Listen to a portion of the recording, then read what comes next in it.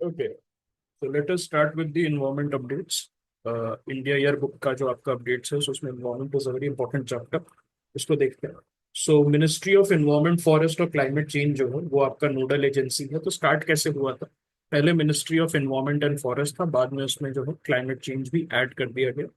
एक central government का ये मिनिस्ट्री है for overseeing the implementation of India's environment policies, and it is also the nodal agency for United Nations environment programme, UNEP के जो programmes. So UNEP कब बना था? Any idea? When was UNEP formed? 1973 में बना था। 1973 में, after the, yes, after the Stockholm conference. So जो यूएनईपी है आपका, yes, it was founded in 1972, rather not 73। 72 में। और ये कहाँ पर है इसका ऑफिस? यूएनईपी का ऑफिस कहाँ पर है? Any idea? ये नायरोबी कीनिया में। बहुत बढ़िया। ओके, सो यूएनईपी का ऑफिस किधर है? नायरोबी कीनिया में है। और United Nations conference on human environment आपका स्टॉकहोम में हुआ था, which was attended by Indira Gandhi in 1972। So उससे जो है आपका यूएनईपी निकल के आया था। So from there onwards UNEP जो है आपका निकल के आया था। उसके साथ साथ international Centre for Integrated Mountain Development, ICIMOD, इसका भी जो है एक नोडल एजेंसी है। सो ये जो ICIMOD है, ये है क्या? ओके, सो ये बेसिकली अभी रिसेंटली न्यूज में था, इन्होंने एक एयर क्वालिटी डैशबोर्ड जो है वो लेके आए हैं। और ये करता क्या है? It it is basically an intergovernmental knowledge and learning centre, आप ऐसे कह सकते हो, of the, okay, Hindu Kush Himalaya. Alright, ये क्या है? Intergovernmental knowledge and learning centre. और ये किसके बिहाफ में काम करता है? International Centre for Integrated Mountain Development, ICIMOD। This works on behalf of the people of Hindu Kush and Himalayas. Okay, so इस चीज को याद रखिएगा। और ये कौन कौन से मेंबर कंट्रीज है इसके? Afghanistan, Bangladesh, Bhutan, China, India, Myanmar, Nepal और पाकिस्तान। सो आप ऐसे कह सकते हो कि सार्क प्लस म्यांमार जो है इसके मेंबर है। उसमें मालदीव्स हटा दीजिए, श्रीलंका हटा दीजिए। तो ये जो है आपके नॉर्दर्न जो हिमालयन रेंज के कंट्रीज है, जिसमें बांग्लादेश भी आपका आ रहा है, म्यांमार भी आ रहा है, वो सारे जो हैं ICIMOD के पार्ट है। और इसका where where is it headquarter located? So it's headquarter is located in Kathmandu. कहाँ पर इसका हेडक्वार्टर लोकेटेड है? इसका हेडक्वार्टर काठमांडू में लोकेटेड है। और ये क्या करता है? इंफॉर्मेशन और नॉलेज जनरेट करता है, जो भी क्रिटिकल प्रॉब्लम्स होते हैं आपके माउंटेन डेवलपमेंट से लेके, ओके, माउंटेन डेवलपमेंट से लेके उसमें रहता है, ठीक है। उसके बाद United Nations conference on environment and development, so UNCED जो है, उसका भी ये नोडल एजेंसी है, आपका ministry of environment. Okay, ministry also coordinates with multilateral body such as Commission on Sustainable Development, Global Environment Facility। सो ये जो GEF जो है, GEF, ये क्या करता है? ग्लोबल एनवायरमेंट फैसिलिटी पैसे देता है ना, फाइनेंस देखता है, ये फंडिंग देखता है डिफरेंट एनवायरमेंटल प्रोग्राम्स के बारे में। ओके, और regional body such as economic and social council for Asia and Pacific, ESCAP, and South Asian association for regional cooperation, SAARC. तो सार्क का जो मैटर्स है इन्वायरमेंट का, उसके बेसिस पे, और उसके साथ साथ ये जो आपका इकोनॉमिक और social council for Asia Pacific है, उसका इन्वायरमेंटल जो जो भी प्रॉब्लम्स आता है, उसका नोडल एजेंसी कौन हो गया? Ministry of environment and forest. Okay, yes. तो SAARC, it is correct, SAARC जो है आपका, सार्क कहाँ पर बना था? Any idea? सार्क जो है वो 1985 में ढाका में बना था, ढाका चार्टर। उसके थ्रू जो है सार्क चार्टर जो है आपका ढाका में साइन हुआ था 1985 में। और उसका हेडक्वार्टर्स और सेक्रेटेरिएट किधर है? काठमांडू, नेपाल में है, सेम एज ICIMOD, है ना। ICIMOD का भी हेडक्वार्टर्स आपका काठमांडू में है, सार्क का भी काठमांडू में है। Who is the newest member, the most recent member of SAARC? SAARC का सबसे रिसेंट मेंबर कौन है? अफगानिस्तान। ओके, सो अफगानिस्तान जो है, it was, alright, it was the newest member. ठीक है, 2005 में जो है उसको सार्क का मेंबर बनाया गया। ठीक। बोटानिकल सर्वे ऑफ इंडिया, ये आपका एक रिसर्च ऑर्गेनाइजेशन है। कहाँ, किसके अंडर? मिनिस्ट्री ऑफ एनवायरनमेंट के अंदर है। 1890 में कॉलोनियल टाइम्स में इसको जो है एस्टैब्लिश किया गया था with basic objective to explore the plant resources of India. Kolkata में इसका हेडक्वार्टर्स है। Zoological survey of India that was founded in 1916 with its headquarters in Kolkata again. Functions जो है इसमें red data book for species in India, development of ENVIS site centre, ये इसका काम है। तो ये जो रेड डेटा बुक है ये इंडियन स्पीशीज के लिए बनाता है। ग्लोबली कौन बनाता है? ग्लोबली कौन बनाता है, एनी आइडिया? IUCN। ओके, कौन बनाता है? IUCN बनाता है। और ये भी, इसका भी हेडक्वार्टर्स कोलकाता में है। सो जूलॉजिकल सर्वे और बोटानिकल सर्वे दोनों आपको कोलकाता में मिल जाएगा। सो ये चीज याद रखिएगा। Forest survey of India, FSI। So forest survey of India it's the national level organisation under the ministry of environment. और ये 1981 में एस्टैब्लिश हुआ था। और ये सक्सीड किसको करता है? Pre investment survey of forest resources, PISFR। सो ये फॉरेस्ट सर्वे ऑफ इंडिया के पहले जो है एक PISFR करके एक आपका प्रोजेक्ट हुआ करता था, जिसको फाओ और UNDP सपोर्ट करती थी। इंडियन गवर्नमेंट का एक प्रोजेक्ट था PISFR, जिसको फाओ और UNDP जो है उसको सपोर्ट करती है थी। एंड उसके बाद जो है 1965 से 1981 के बीच में ये चला था। एंड आफ्टर दैट एक फॉरेस्ट सर्वे ऑफ इंडिया, एक इंस्टीट्यूट ही इन्होंने, या एक आप ऐसे कह सकते हो कि एक ऑर्गेनाइजेशन इन्होंने बना दिया था। ठीक है, तो ये क्या करता है forest survey of India?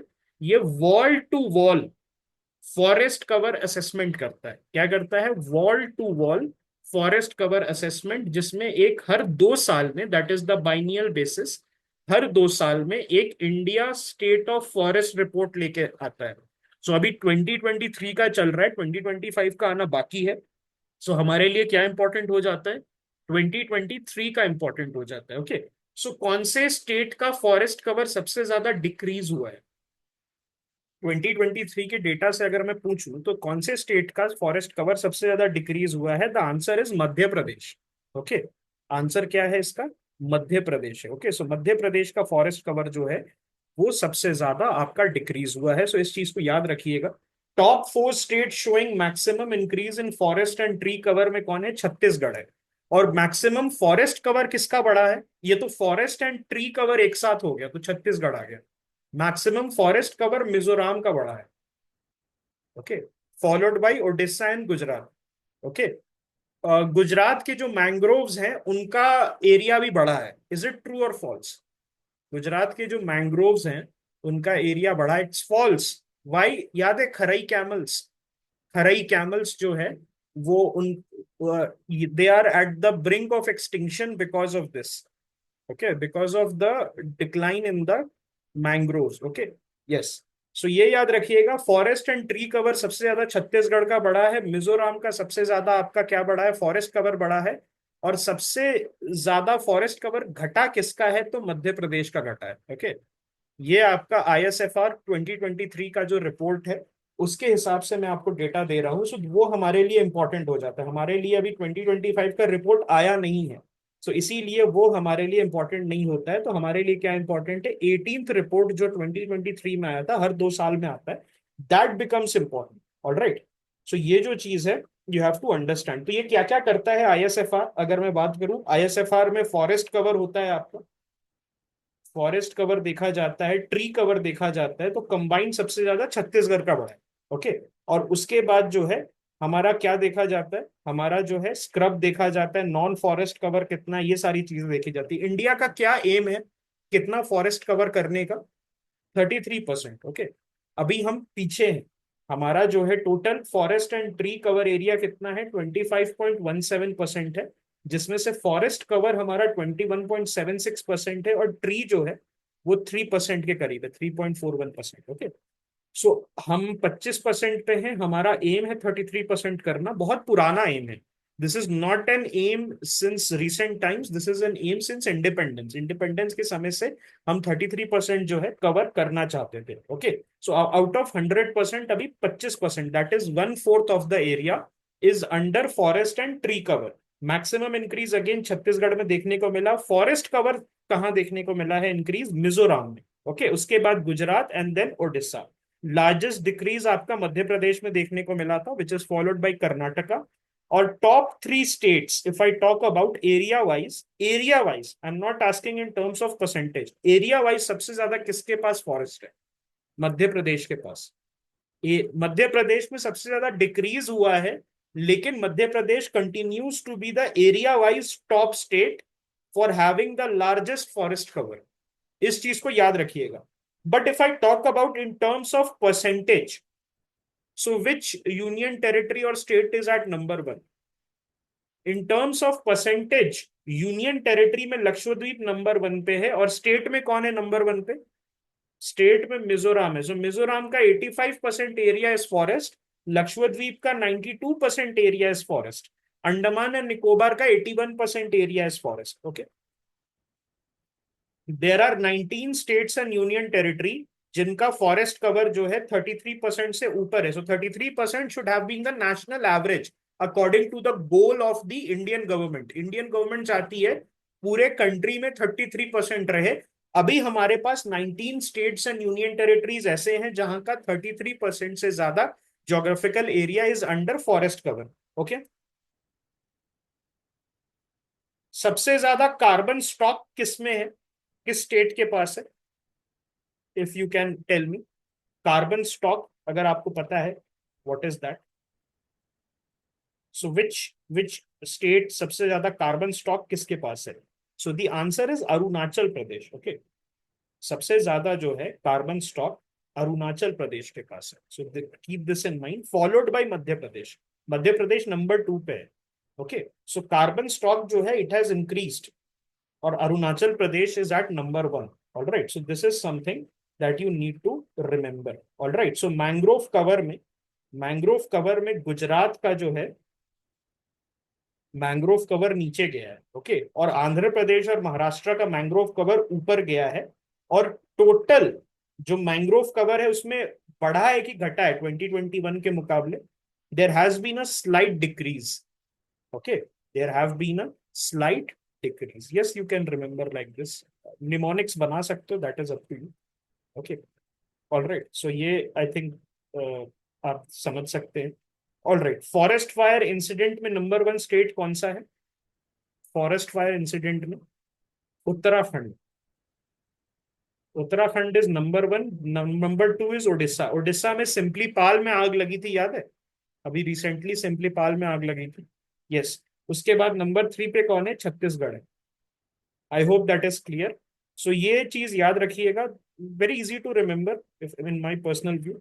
Okay, so carbon stock का मतलब क्या होता है? अभी somebody is asking. Carbon stock जो है टोटल अमाउंट ऑफ कार्बन कितना स्टोर्ड है एक पर्टिकुलर एरिया में, in areas like forest. Okay, या उसके उस एरिया में अगर आप बोलोगे, सो कार्बन स्टॉक हमारा बढ़ा है। Okay, amount of carbon stored is has risen, और Arunachal is the number 1 state according to the 2023 ISFR, followed by Madhya Pradesh. Okay, so this is something that you need to remember. Forest fire में UK is number 1, Uttarakhand. Number 2 में कौन आ जाता है आपका? Number 2 में आपका आ जाता है उड़ीसा। ओके, अभी सिंपली पाल में आग लगी थी। सो that is something that you can remember. अच्छा, ये इंडिया ईयरबुक में इंफॉर्मेशन नहीं दिया हुआ है, ये मैं एक्स्ट्रा में मैंने बताया। इंडिया ईयरबुक में जो दिया हुआ है वो मैंने हैंड रिटन आपको भेज दिया है।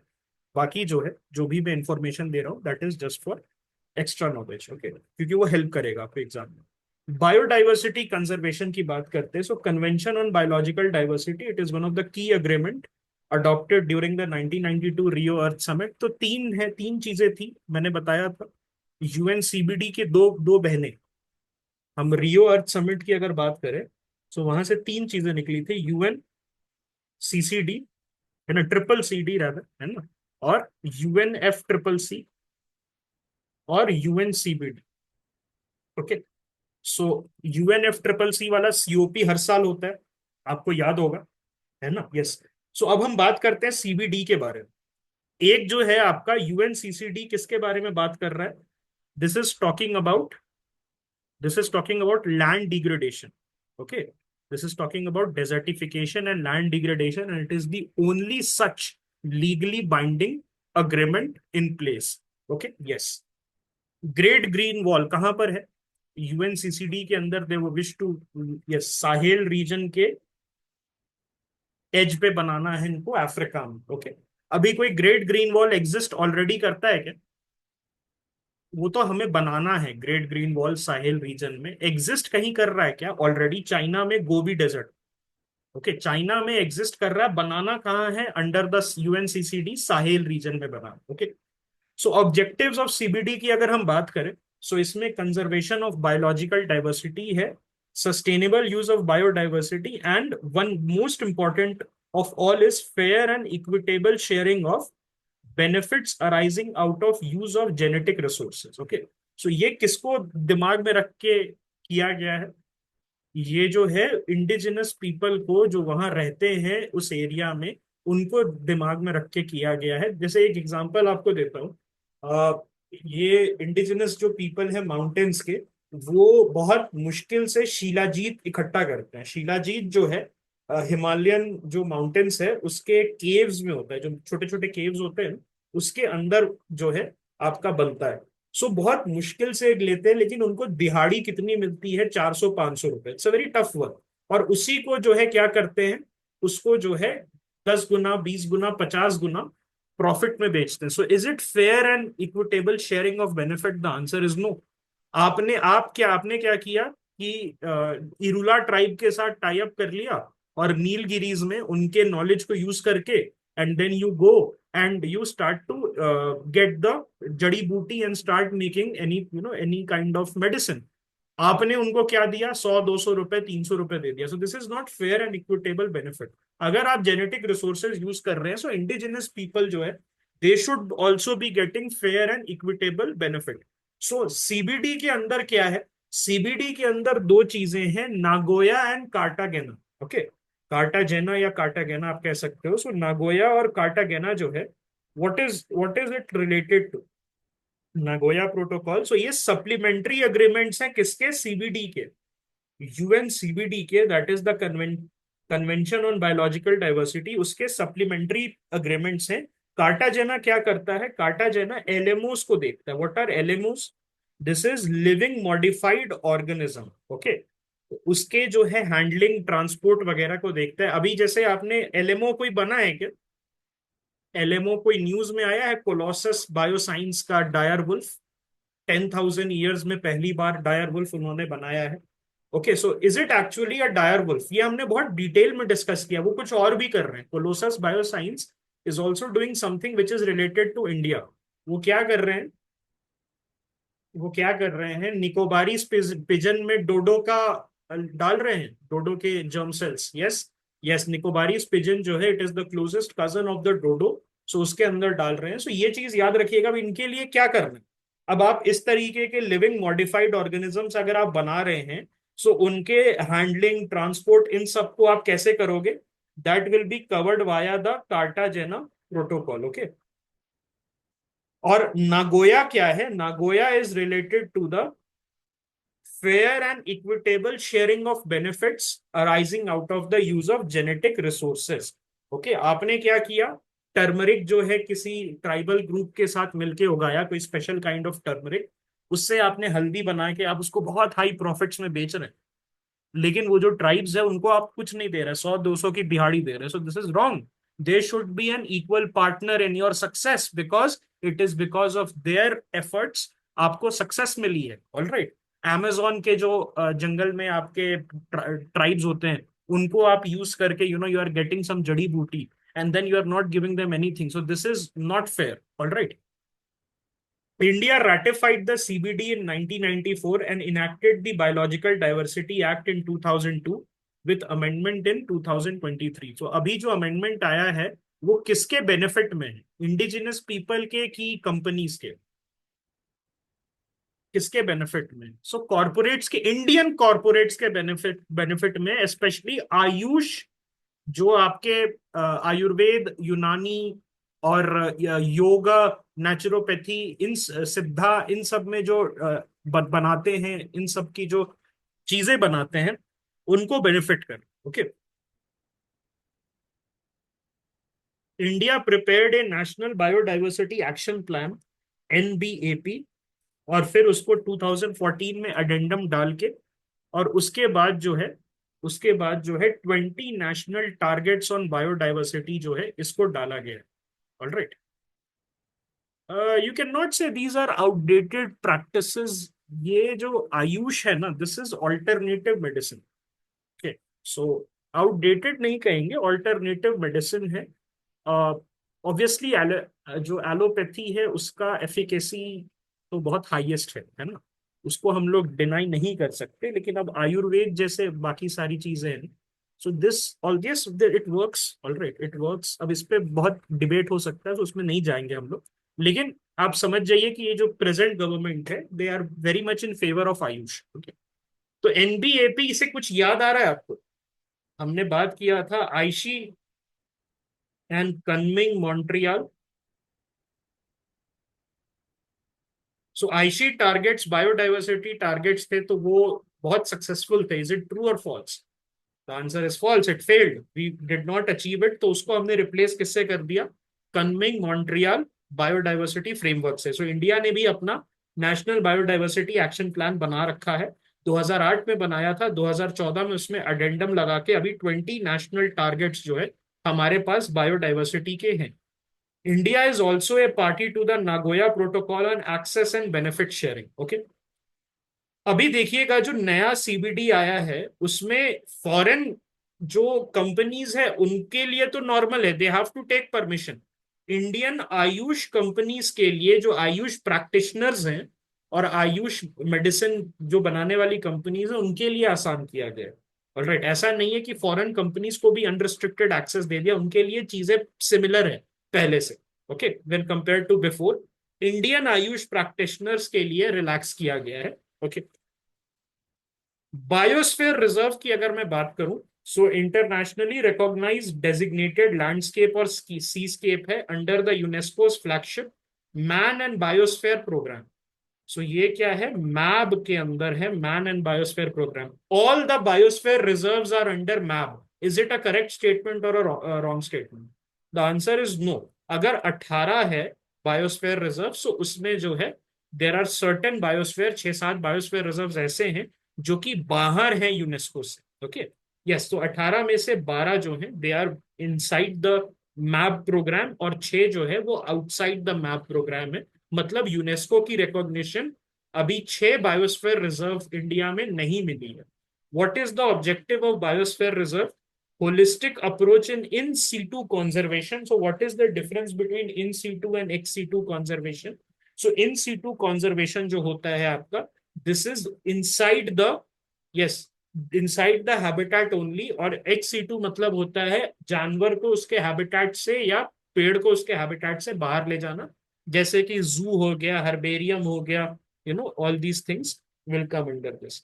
उसके बाद widen the understanding of each component of ecosystem. अगर आपको याद होगा इन्वायरमेंट वाली क्लास, सो उसमें मैंने एक ऐसे डायग्राम बना के दिखाया था, लिथोस्फेयर, हाइड्रोस्फेयर और एटमोस्फेयर का, और उसके बीच में जो है आपका बायोस्फेयर था, है ना। सो बायोस्फेयर क्या करता है? बायोस्फेयर जो है वो बीच में रहता है, और ये तीनों का एक मिश्रण, आप ऐसे कह सकते हो कि मिक्सचर है। It also achieves integrated development by improving the life of indigenous community who are living in and around the reserve. So indigenous community में किस किस का नाम हमारे पास है? रबारी ट्राइब है। रबारी ट्राइब को कौन से एनिमल के साथ आप जोड़ेंगे? रबारी को यू विल खराई कैमल के साथ, बहुत बढ़िया। और मालधारी को किसके साथ जोड़ेंगे आप?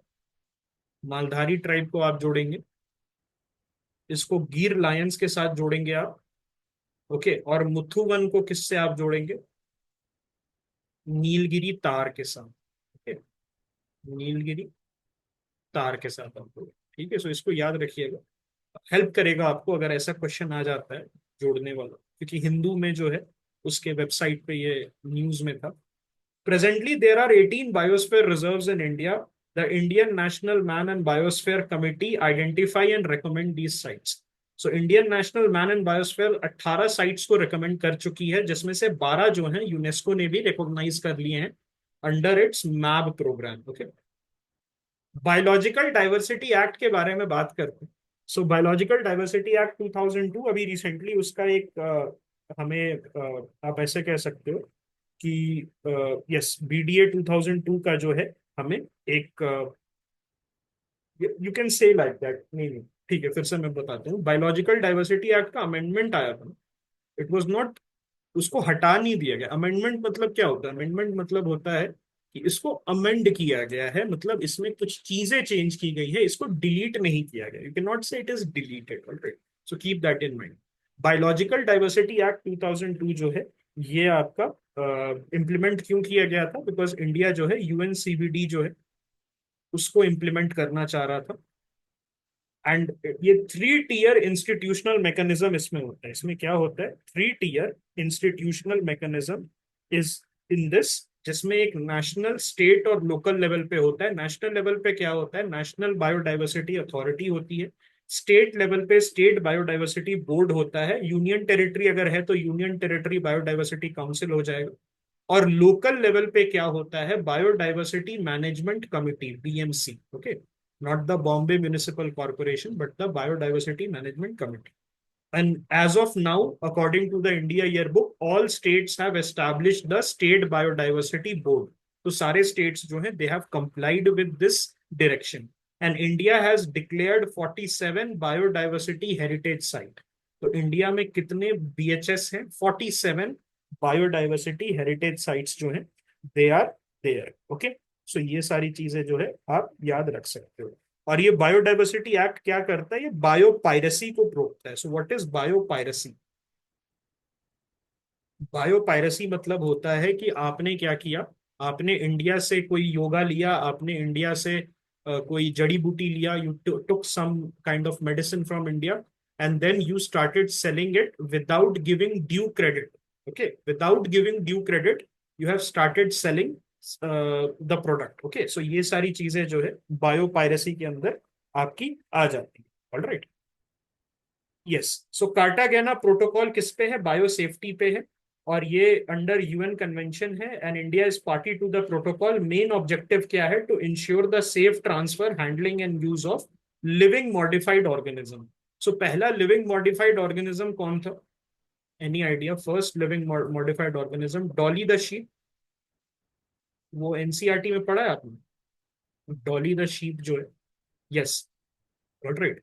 तो ये सारी चीजें जो है आपकी ये होती है। हाँ, यू कैन से एनिमल्स, अगर कोई इंडियन एनिमल है उससे आप मेडिसिन वगैरह बना रहे हैं, उसके खाल से कुछ ऐसा आप बना रहे हैं, so that also will be covered है। Okay, although that will be actually bio crime. That will not be biopiracy because it will be bio crime.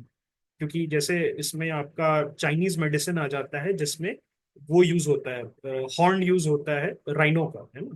So this is something which is very wrong. Alright, so ये आपका bio crime में आ जाएगा, not biopiracy but it will be bio crime. Okay, so that is something that you need to remember. Alright, और क्या हो सकता है? बेनिफिट शेयरिंग है, तो इसमें इंश्योर करता है कि लोकल कम्युनिटी और इंडिजिनस पीपल जिनके पास ट्रेडिशनल नॉलेज है उनको फेयर कॉम्पनसेशन जो है वो मिल जाए। और नेशनल बायोडाइवर्सिटी अथॉरिटी क्या करता है? जितने भी फॉरेन नेशनल्स हैं, प्लीज रिमेंबर दिस, इंडिया की बात नहीं है, फॉरेन नेशनल्स या ऑर्गेनाइजेशंस हैं, उनको किससे परमिशन लेना है? वो एनबीए से परमिशन लेते हैं। ये ध्यान रखना, ये बहुत इंपॉर्टेंट टॉपिक, ये पॉइंट है। फॉरेन, अगर आप फॉरनर हैं तो आपको डायरेक्ट एपेक्स बॉडी के पास जाना है। ऑलराइट, वो वहां से आपको अप्रूवल मिलेगा कि आप इंडियन रिसोर्सेज, बायो रिसोर्सेज को यूज कर सकते हैं। और स्टेट बायोडाइवर्सिटी बोर्ड जो है वो किसको देता है? वो जो है बेसिकली अप्रूवल देता है नेशनल कंपनीज को। ओके, कि अगर आपको स्टेट के अंदर काम करना।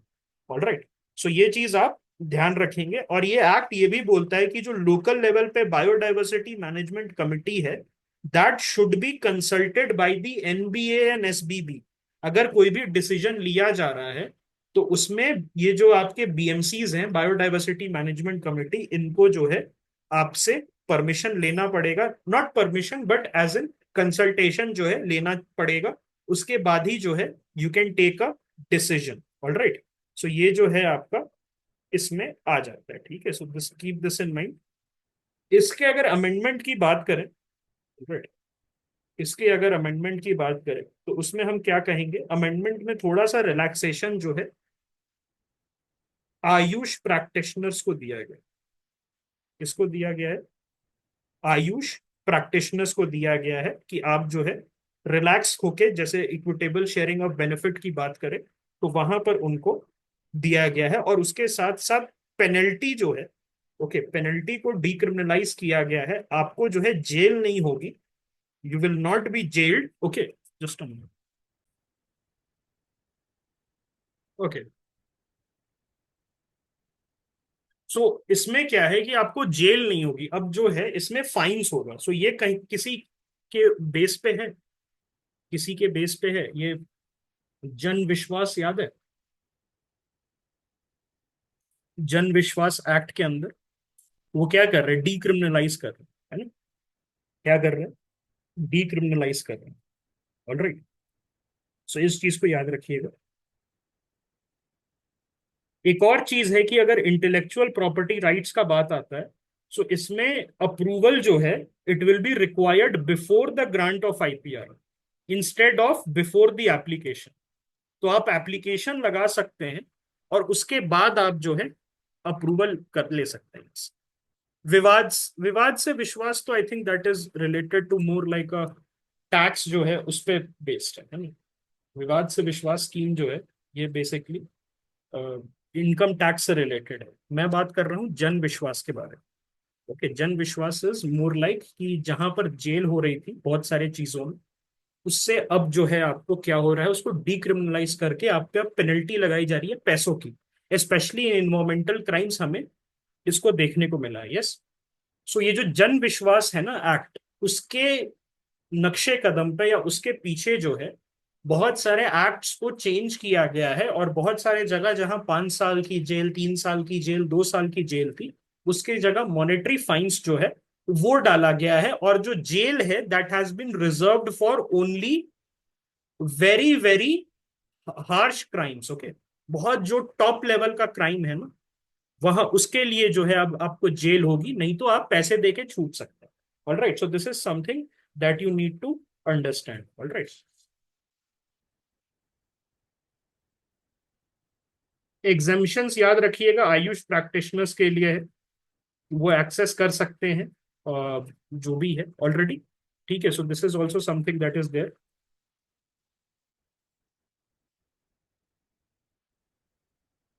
फॉरेस्ट पॉलिसी की बात करते हैं।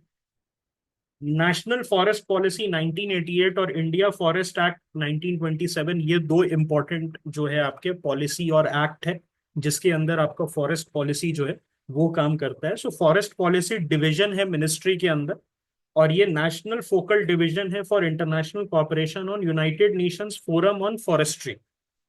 सो United Nation forum on forestry we have done इन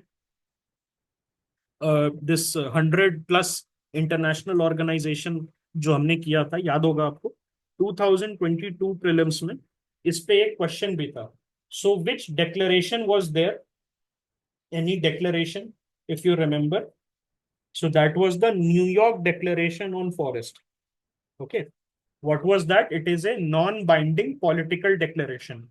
तो वो क्या है, it's not binding on you. Alright, so ये जो है आपका न्यूयॉर्क डिक्लेरेशन था। उसके बाद एक और है ग्लासगो लीडर्स डिक्लेरेशन आया था on forest. Okay, so Glasgow जो COP26 था 2021 में, उसमें भी एक Glasgow leaders declaration of on forest था। Alright, so this is also that you need to remember. उसके बाद Asia Pacific forestry commission, Asia Pacific forest invasive species network, UN REDD. तो रेड और रेड प्लस याद है, forest से related REDD और REDD plus.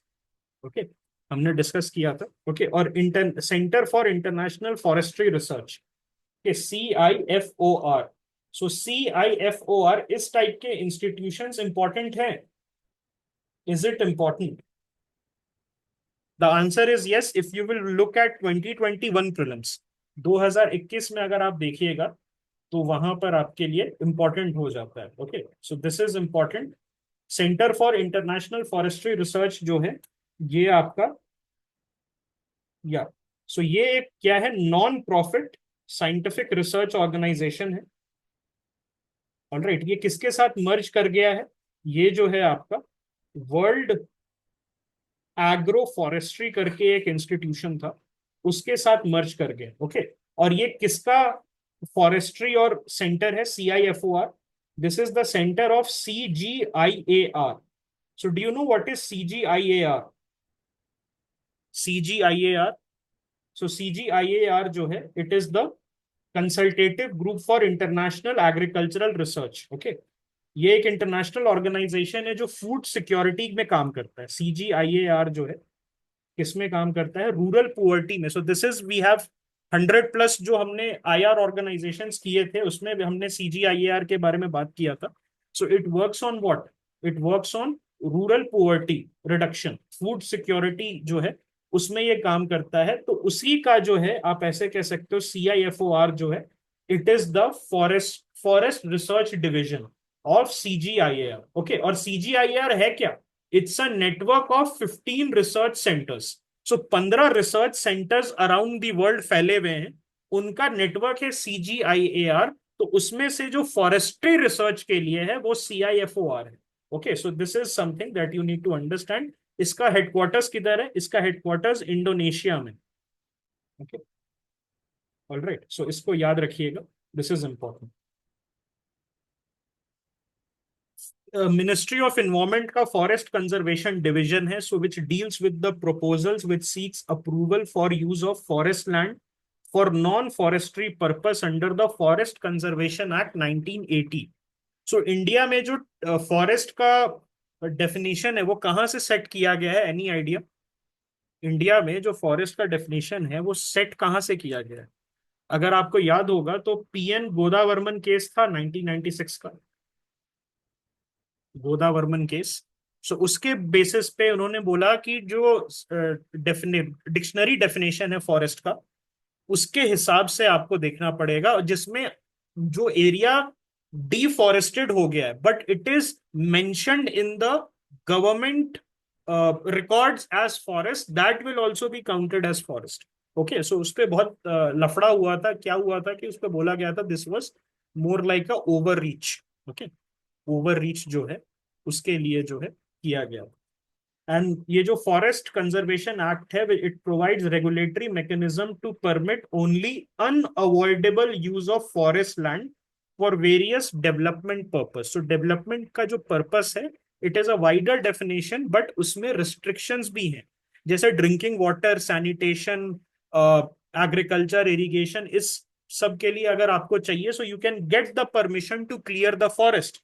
इसीलिए लिखा क्या गया है कि फॉरेस्ट कंजर्वेशन एक्ट 1980 के अंदर अनअवॉइडेबल यूज जो है, अगर ऐसा यूज मतलब जो अवॉइड नहीं किया जा सके, जैसे इरिगेशन के लिए कुछ बनाना है, something like this. Okay, so ये जो चीज है, ओके, ये जो चीज है उसके लिए they can get the permission from the forest conservation division. But अगर नॉर्मल कोई आपको रिजॉर्ट बनाना है, कोई आपको अपना घर बनाना है, then you will not be getting the permission. Okay, अपना होम स्टे बनाना है, समथिंग लाइक दैट। लेकिन ऐसा कुछ यूज है which is unavoidable for public purpose, then you can get the go ahead of clearing the forest. Okay, then there is also a forest protection division of the ministry, nodal division for disaster management matter. So ये जो है disaster management matters का ये nodal division है, and it administers the forest fire prevention and management scheme which is a centrally sponsored scheme, जिसमें central government and vulnerable state governments एक साथ काम करते हैं। Okay, so what which is the number one reason for forest fires? अगर मैं बोलूं India में रीजन को हम रैंक करेंगे, तो सबसे बड़ा रीजन क्या है? Human intervention. ह्यूमन इंटरवेंशन अगर नंबर वन, यस, सबसे ऊपर जो आप याद करोगे, तो दो बोथ नेचुरल इवेंट से भी हो सकता है, लाइटनिंग हो जाए, ऑलराइट, लाइटनिंग से भी हो सकता है, या आपका ह्यूमन से भी हो सकता है। तो ये जो है इसमें ह्यूमंस हमने देखा है कि ज्यादा होता है, ओके, ह्यूमंस के थ्रू जो है ज्यादा होता है, स्मोकिंग जो है वो रहता है। और इंडिया में अगर हम बात करें तो 90 to 95% केस में ह्यूमन एक्टिविटी जो है इज रिस्पॉन्सिबल, ओके। सो 90 से 95% केसेस में ह्यूमन एक्टिविटी है, 5 to 10% केस में नेचुरल लाइटनिंग वगैरह जो है it can start the fire. Alright, shifting cultivation absolutely correct, you are right. Okay, so ये जो forest fire prevention and management scheme है, it's a centrally sponsored scheme. ये क्या है, एक सेंट्रली स्पॉन्सर्ड स्कीम है जो आपका फॉरेस्ट फायर को प्रिवेंट करता है in collaboration with the state government. Forest survey of India Dehradun, ये इसने क्या किया है, रिमोट सेंसिंग बेस्ड सिस्टम जो है फॉरेस्ट फायर के डिटेक्शन के लिए वो पूरे कंट्री में लगा दिया गया। ओके, सो पूरे कंट्री में फॉरेस्ट फायर के डिटेक्शन के लिए इन्होंने क्या किया है, forest survey of India Dehradun में इन्होंने रिमोट सेंसिंग बेस्ड सिस्टम लगा दिया।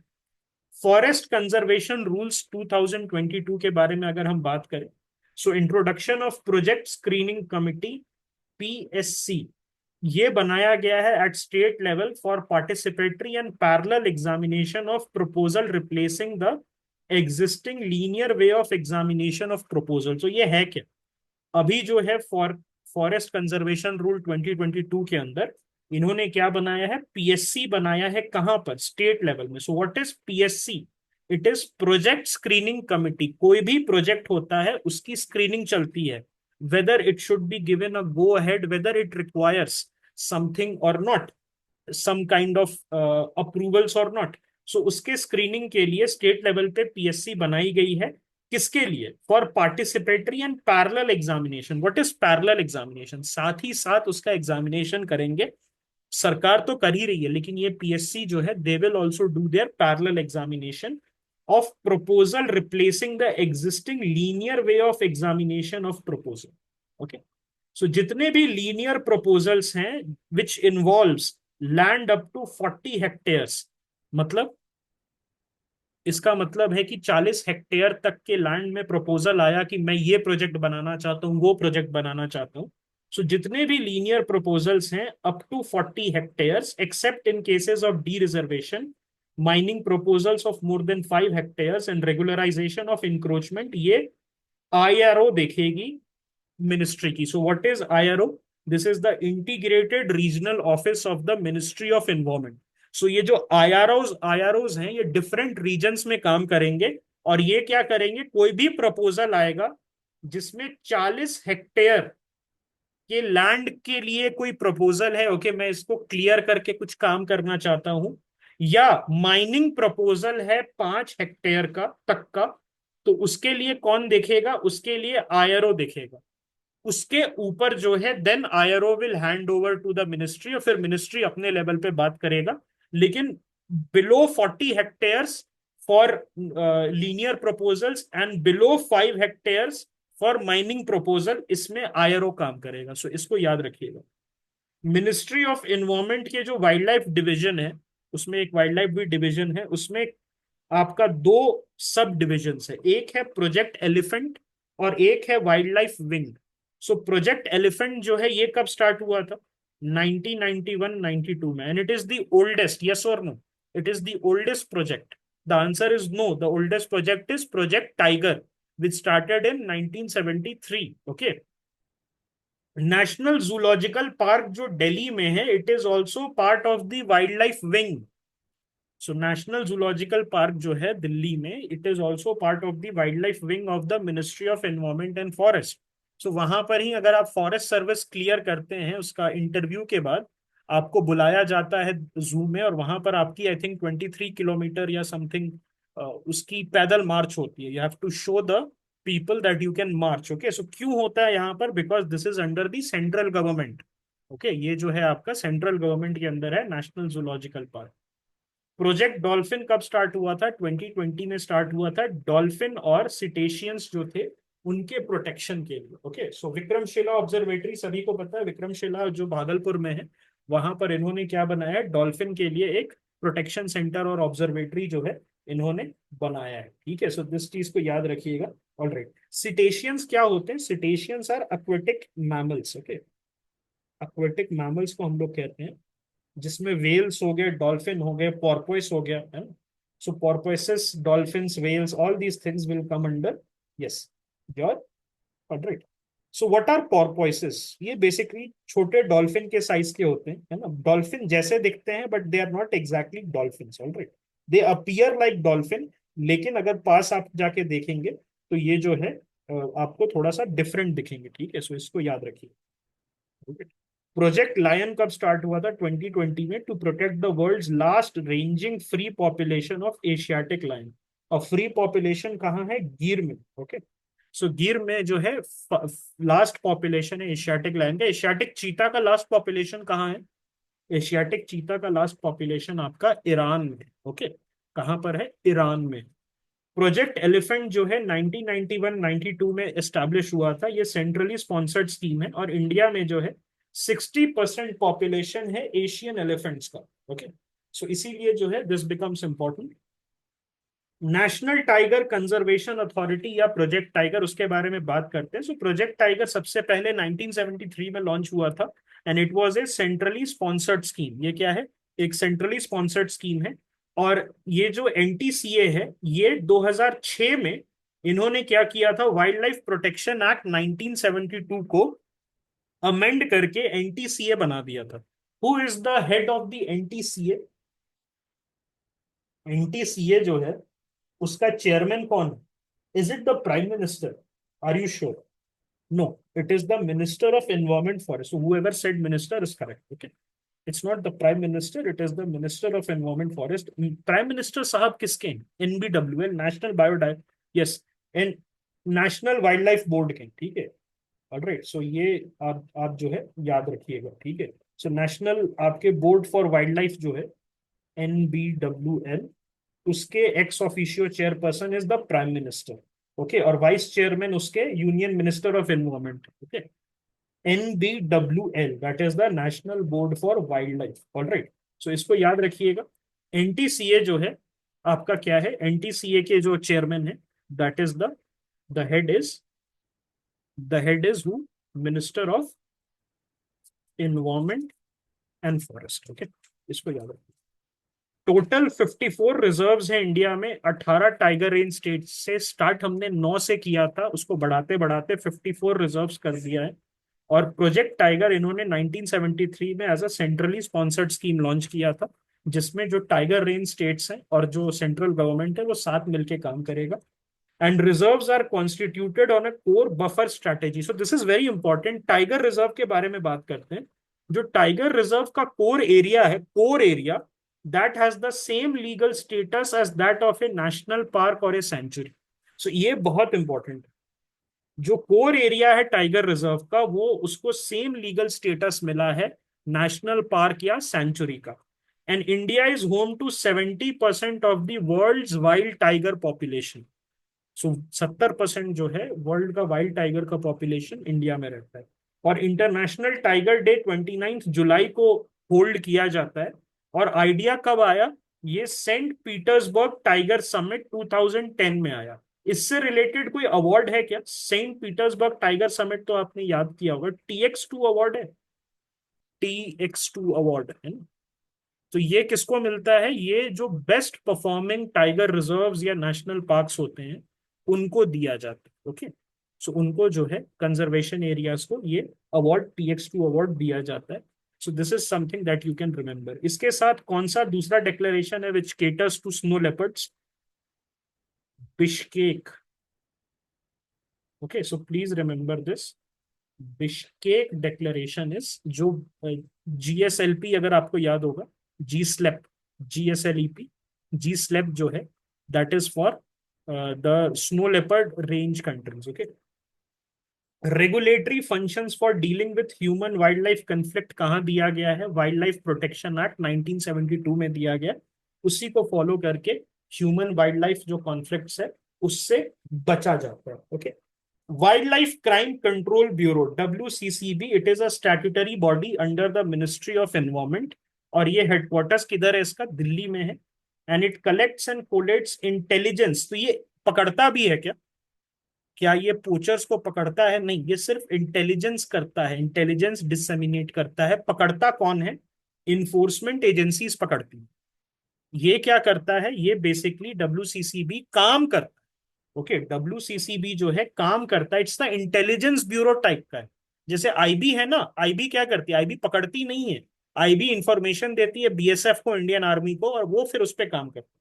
उसी तरीके से डब्ल्यूसीसीबी क्या करता है? कलेक्ट करता है, कोलेट करता है intelligence related to wildlife crime, और उसके बाद उसको डिसेमिनेट करता है और उसको फिर सेंड करता है to the forest rangers and to CBI and other agencies, और फिर वो एक्शन। ओके, सो इससे डब्ल्यूसीसीबी से रिलेटेड एक ऑपरेशन था इनका, and that was related to paint brush. Okay, paint brush याद है? सो पेंट ब्रश अभी थोड़े साल पहले न्यूज में था। ऑपरेशन जो था दैट वाज रिलेटेड टू कि सर्टेन एनिमल्स जो है, यस, सर्टेन एनिमल्स जो है, उनके जो उनका जो टेल होता है उससे पेंट ब्रश जो है उसको बनाया जाता है। ऑलराइट, सो उसका नाम क्या था? Operation clean art.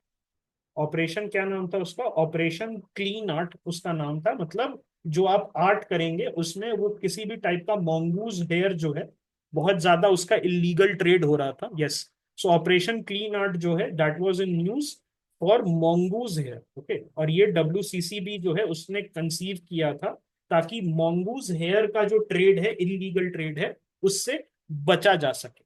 ठीक है, और इसने एक wild life crime data bank जो है उसको एस्टैब्लिश किया है, सेंट्रल जू अथॉरिटी सीजेडए। सो ये बेसिकली लाइसेंसिंग का काम करता है, ये आपको लाइसेंस देगा कि आप अपना चला सकते हैं। सो प्राइवेट जूज अलाउड है इंडिया?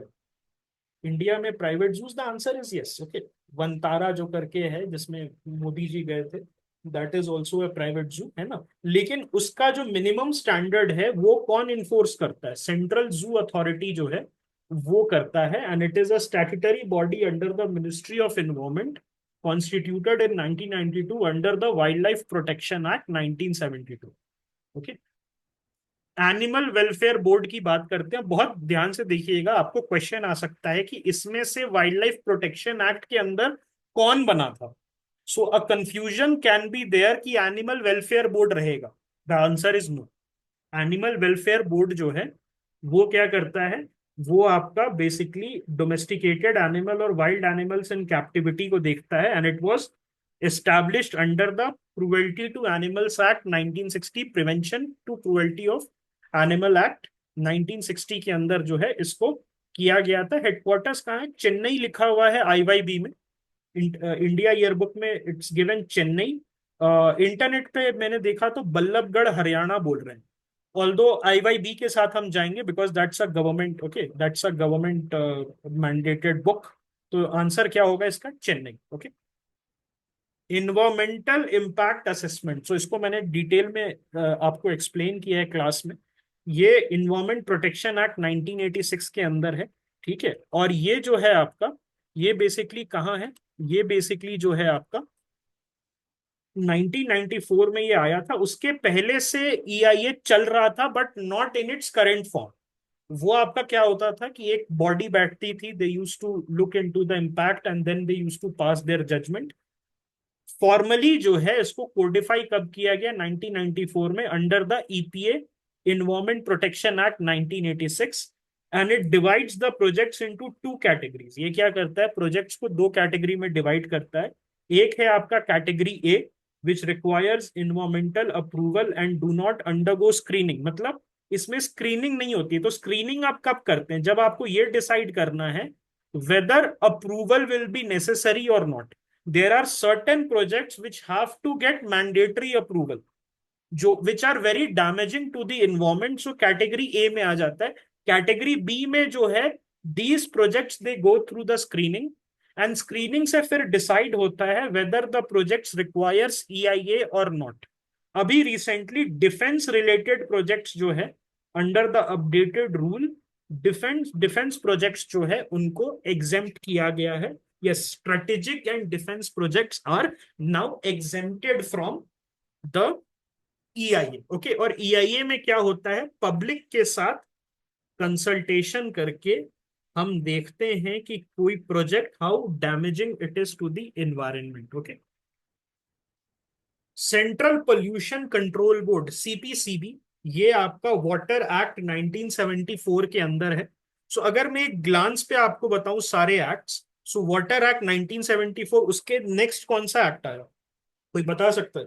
वाटर एक्ट 1974, 1977 में वाटर सेस एक्ट, 1977 में वाटर सेस एक्ट आया था, जिसमें हम सेस लेवी करके वाटर पोल्यूटर्स पे, and then we will fund the CPCB functioning, okay, and the functioning of cleaning. तो water act 1974, it establish the CPCB as the nodal agency for regulating water pollution in India.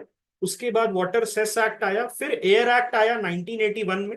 Air act किस पे था? Air pollution पे था। Okay, उसके बाद आया आपका भोपाल गैस ट्रेजेडी के वजह से EPA, that is the environment protection act 1986। फिर एयर एक्ट का अमेंडमेंट आया 1987 में, जिसमें क्या किया गया, नॉइस पोल्यूशन एक तो डाला गया एयर एक्ट के अंदर, और दूसरी चीज क्या किया गया, दूसरी चीज क्या किया गया उसमें जो है, आपका सिविल सूट्स अलाउ किया गया एयर एक्ट के अंदर। सिविल सूट्स जो है आपका अलाउ किया गया था, ठीक है। Yes, EIA is also mains topic, GS 3 का टॉपिक है, इस साल क्वेश्चन भी आया। उसके बाद क्या, कौन सा एक्ट है, we forgot the forest conservation act 1980। उसके बाद कौन सा एक्ट आया, उसके बाद आपका, यस, कोस्टल रेगुलेशन जोन्स आए 1992 में। फिर पब्लिक लाइबिलिटी एक्ट जो है वो भी आया, जिसको एनजीटी देखता है आपका, है ना, एनजीटी देखता है। फिर आपका कौन सा आया, बायोडाइवर्सिटी एक्ट आया 2002 में। Then came finally forest rights act 2006। So ये सारी चीजें आप याद रखिएगा, ये जो है इसी से क्वेश्चन आएगा नेशनल लेजिस्लेशन ऑन एनवायरमेंट पर। सीपीसीबी जो है उसको एयर और वाटर दोनों पोल्यूशन का दिया गया है। So by the air act 1981, CPCB नया कुछ नहीं बनाया गया, CPCB which was already created by the water act, उसी को इंटरेस्ट कर दिया गया। ओके, उसी को क्या किया गया, उसी को इंटरेस्ट कर दिया गया। National clean air program, NCAP, so this was launched in 2019। और इससे क्या करेंगे, एयर क्वालिटी जो है 131 सिटीज में, उसको हम बेटर करेंगे by engaging all the stakeholders, including the government, including people, including the polluters, industries, everybody. और ये पहले क्या बोल रहा था, 20 to 30% रिडक्शन करेंगे PM10 concentration over the base line in 2017 by 2024। सो 2024 तक बोला था 20 से 30% रिडक्शन इन PM10 कॉन्सेंट्रेशन। अब क्या कर रहे हैं, अब बोल रहे हैं हम 40% करें। Now we will do up to 40%, और बेस ईयर क्या होगा, 2019-20। So this is a typical babu tactics. अगर टारगेट्स अचीव नहीं हुए तो गोल पोस्ट ही शिफ्ट कर दो, है ना। डीमोनेटाइजेशन से करप्शन खत्म नहीं हुआ तो डिजिटल पेमेंट स्टार्ट कर दो, समथिंग लाइक दिस, ओके। बोलो कि डिजिटल पेमेंट्स के लिए था। सो बाबू का टैक्टिक यही होता है, 20-30% रिडक्शन नहीं हुआ तो उसको बढ़ा दिया, 40% कर दिया, और ईयर को आगे कर दिया, और बेस लाइन को आगे कर दिया। अब बोला 2017 नहीं, 2019 है, और 2025 में देखेंगे, फिर 2025 जब खत्म हो जाएगा तो फिर बोलेंगे 60% करेंगे 2030 तक, ओके। सो ये याद रखिएगा, 40% है under under the NAAQS, that is the national ambient air quality standard, okay. हाँ, अगर आप भी IAS बन जाएंगे तो आपको भी ये हरकत हो सकता है करना पड़े, भगवान करे ना करना पड़े, लेकिन दिस इज विधि का विधान। NAAQS जो है, national ambient air quality standards, ये आपका PM10 कॉन्सेंट्रेशन को उसका 40% करना चाहते हैं। So ये बेसिकली स्टैंडर्ड बताता है कि क्या स्टैंडर्ड होना चाहिए एयर क्वालिटी का। एनसीएपी, जो एनसीएपी है, that is the national clean air program, ये आपका 3 लेवल का एक्शन प्लान बनाता है। नेशनल लेवल एक्शन प्लान जो इंडिया भर में लगेगा, state level action plan, and then finally city level action plan जो है वो बनाता है, ठीक है।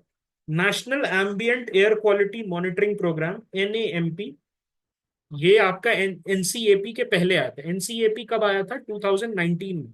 और national ambient air quality monitoring program 1984 में ही आ गया था। और इसमें 2 टाइप के ambient air quality monitoring station होते हैं। कौन कौन से? एक होता है मैनुअल मॉनिटरिंग स्टेशन, और एक होता है continuous ambient air quality monitoring station, जिसको हम कहते हैं CAAQMS। So this is important. तो जो CAAQMS होता है, ये क्या होता है? इट्स अ स्पेशलाइज्ड सिस्टम जो कंटिन्यूअसली जो है हर घंटे रिपोर्ट जनरेट करते रहता है। और ये कहाँ पर इसको रखा जाता है? In temperature controlled room, and it is equipped for monitoring ambient air pollutants, जिसमें कौन कौन से पोल्यूटेंट होते हैं? PM10, PM2.5, sulphur dioxide, nitrogen dioxide, ammonia, carbon monoxide, ozone और बेंजीन। इसमें से क्या मिसिंग है? इंपॉर्टेंट, कुछ ऐसी चीज मिसिंग है। CO2 मिसिंग है, कार्बन डाइऑक्साइड मिसिंग है। So that is something that you need to understand. Methane missing है। So there is no carbon dioxide, there is no methane. There is no carbon dioxide, there is no methane, ऐसे ही याद रखिएगा। PM10 2.5 sulphur, nitrogen, ammonia, carbon monoxide है, dioxide नहीं है, ozone और benzene. सो ये आपका CAAQMS के अंदर। AQI is being generated on hourly basis. Okay, तो ये यहां से क्या है CAQMS में? AQI जो है आपका, ये तो इंडिया में मल्टीपल स्टेशन है, 200+ स्टेशन है। तो उसमें से कुछ जो स्टेशन है मैनुअल मॉनिटरिंग स्टेशन है, जहां मैनुअली जो है देखा जाता है, और एक जो बाकी बचे स्टेशन है दे आर CAAQMS। ये इनका प्रोजेक्ट है कि इंडिया में हर स्टेशन को CAAQMS जो है ये धीरे धीरे बनाएंगे। Okay, I don't think so there is any scheme और मिशन। है ना, मॉन्ट्रियल प्रोटोकॉल आप कह सकते हो, ओजोन वाला हमने अचीव कर लिया है। और बाकी जो कन्वेंशन है, हम इंटरनेशनल ऑब्लिगेशंस में नंबर 1 रहते हैं। कोई भी इंटरनेशनल ऑब्लिगेशंस है उसको हमने अच्छे से अचीव कर लिया। ओके, CAQM क्या होता है? This is the commission for air quality management in NCR and adjoining area. So ये क्या इंडियन एग्जीक्यूटिव ने बनाया था, गवर्नमेंट ने बनाया था सबसे पहले? CAQM नहीं, judiciary. This is part of judicial activism. जहां पर बोला, जुडिशियरी ने सबसे पहले, सुप्रीम कोर्ट ने बोला था कि आप जो है CAQM बनाइए। उसके बाद जो है CAQM जो है उसको बनाया गया था। एंड इट वाज, इसके बाद जो है इसको CAQM एक्ट 2021 के अंदर लाया गया, स्टैट्यूटरी बॉडी बनाई गई for bettering the air quality in Delhi NCR। So CAQM क्या करता है? दिल्ली NCR, तो इसमें मल्टीपल लेयर्स होते हैं। अगर आपका एयर क्वालिटी X नंबर तक गया तो स्कूल्स बंद होने लगते हैं। अगर एयर क्वालिटी थोड़ा सा और बढ़ेगा तो फिर ऑड इवन स्कीम शुरू हो जाती है, और बढ़ेगा तो फैक्ट्रीज बंद हो जाती है, और बढ़ेगा तो जो दिल्ली में एंटर कर रही हैं गाड़ियां, उनको जो है अलग अलग किया जाता है। सो इसमें क्या आता है? GRAP, yes, that is the graded response action plan. तो इसमें क्या किया जाता है? इसमें जो है देखा जाता है कितना कितना लेवल का आपका एयर क्वालिटी है, और उसके बेसिस पे जो है हर ग्रेड का रिस्पॉन्स अलग होता है। इसमें क्या बोल रहे हैं हम? हर ग्रेड का जो रिस्पॉन्स है वो क्या होता है? अलग होता है। ओके, अब हम बात करते हैं प्लास्टिक वेस्ट के बारे में। 2022 में रूल्स जो है प्लास्टिक वेस्ट मैनेजमेंट रूल्स, उनको अमेंड किया गया था, जिससे 12 सिंगल यूज प्लास्टिक्स उनको हटाया गया। तो सिंगल यूज प्लास्टिक्स क्या होता है? जिनको आप एक बार यूज करके फेंक देते हैं। Although Indian middle class house hold में हम एक कॉर्नर में सारे पॉलिथीन अभी भी रखते हैं, लेकिन जनरली क्या होता है, जैसे माजा के साथ जो आता है, यस, जो प्लास्टिक वाला जो आता है आपका straw, so that is single use. आप उसको दोबारा यूज नहीं करेंगे, है ना, उसको आप फेंक देंगे। सो इस टाइप की चीजें जो है, इन्होंने क्या किया कि सिंगल यूज प्लास्टिक को फेज आउट करना स्टार्ट किया है, और कंपनीज को कहा है कि आप पेपर या दूसरी चीजें जो है आप उस पर काम करें। Through amendment in the 2021 rules, an awareness mascot प्रकृति बनाई गई है। सो प्रकृति इज द अवेयरनेस मैस्कॉट, जिसको यूथ के अंदर प्लास्टिक और एनवायरमेंट से रिलेटेड जो प्रॉब्लम्स है उसके बारे में अवेयरनेस जनरेट करने के लिए मिनिस्ट्री ऑफ एनवायरमेंट का अवेयरनेस मैस्कॉट क्या है? Prakriti. Okay, so this kind of news is very common in RBI, NABARD, SSC type of examination. Common effluent treatment plant, CETP।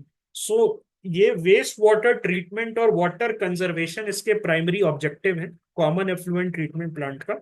और एक सेंट्रली स्पॉन्सर्ड स्कीम चलाया जाता है फॉर स्मॉल स्केल इंडस्ट्री, जहां पर सेंटर जो है 50% सब्सिडी देती है, ताकि यू कैन सेटअप और upgrade the effluent treatment plant. जो कॉमन एफ्लुएंट ट्रीटमेंट प्लांट है मल्टीपल इंडस्ट्रीज का, सो उसमें क्या किया जाता है, उसमें जो है आपको सब्सिडी देती है सरकार। ओके, सब्सिडी देती है सरकार कि आप ऐसा एक group of industry can come together and they can make the effluent treatment plant, और डायरेक्ट जो गंदगी है वो रिवर्स वगैरह में ना डिस्चार्ज करें। सो कानपुर की जो टैनरीज हैं, they are a very big culprit of this. Okay, tanneries जो है, टैनरी इंडस्ट्री कानपुर में बहुत पुरानी कॉलोनियल टाइम की है, but they does the maximum damage to the Ganga river. Okay, hazardous and other waste rules 2006 में लाया गया था। सो इसमें क्या क्या इनकम पास होता है, इसमें आपका सॉलिड वेस्ट मैनेजमेंट रूल्स है, जिसका applicability it has been extended beyond municipal areas to urban agglomerates, census town and notified townships. तो ये कहाँ पढ़ा है आपने, ये सारी चीजें कहाँ पढ़ी है, ये आपने पढ़ा था ये पार्ट 9B में, म्यूनिसिपैलिटी वाले पार्ट 9B में आपने पढ़ा होगा। Yes, 12th schedule part 9B है ना, if you remember 73rd and 74th amendment act. So source segregation, door to door collection of waste has been mandated to channelise the waste for useful purpose. तो ये क्या है, solid waste management rule. Solid waste मतलब जो आप कूड़ा करकट करते हैं, तो उसमें देखिए वेट वेस्ट भी होता है, जो आपकी चाय पत्ती ये सब होता है, ये बायोडिग्रेडेबल वेस्ट होता है। Then also you generate solid waste. Okay, so उसका सेग्रीगेशन करना, डोर टू डोर कलेक्शन करना, ये सारी चीजें जो है इसमें एप्लीकेबल है। ई वेस्ट मैनेजमेंट रूल 2022, तो इसमें जो है 106 electrical and electronic equipment including the solar PV waste, ये आपका कवर्ड है। और इसमें सर्कुलर इकोनॉमी और एक्सटेंडेड प्रोड्यूसर रिस्पॉन्सिबिलिटी रेजीम जो है किया जाता है। तो ईपीआर सॉलिड वेस्ट में पॉसिबल है। अब ईपीआर की बात समझिए, ईपीआर सॉलिड वेस्ट में क्या कुरकुरे वाले चुनेंगे क्या रोड पे जाके कि कुरकुरे का रैपर कहाँ कहाँ है? ईपीआर फोन्स में पॉसिबल है, ईपीआर फोन्स में पॉसिबल है। यस, तो फोन्स में क्या होता है, आपने सुना होगा सैमसंग एक्सचेंज बोनस देता है, आपको बोलता है कि आप हमें दीजिए मोबाइल, अपना पुराना मोबाइल देंगे तो हम आपको बोनस देंगे। तो बोनस क्यों देता है, उसको बहुत अच्छा लगता है क्या पुराना मोबाइल बेचना? नहीं, वो जो है there are certain criterias it has to fulfil as part of the EPR, extended producer responsibility. और वो क्या करता है, वो इंसेंटिवाइज करता है एग्जिस्टिंग कस्टमर्स को to return their end of life cycle devices, so that it can it can fulfill the obligations it has under the e-waste management rules. Okay, it is not CSR is corporate social responsibility, that is different। उसमें क्या होता है, आपके profit का 3% या 2% आपको जो है सोशल प्रोजेक्ट्स को देना होता है। That is totally different. EPR is different.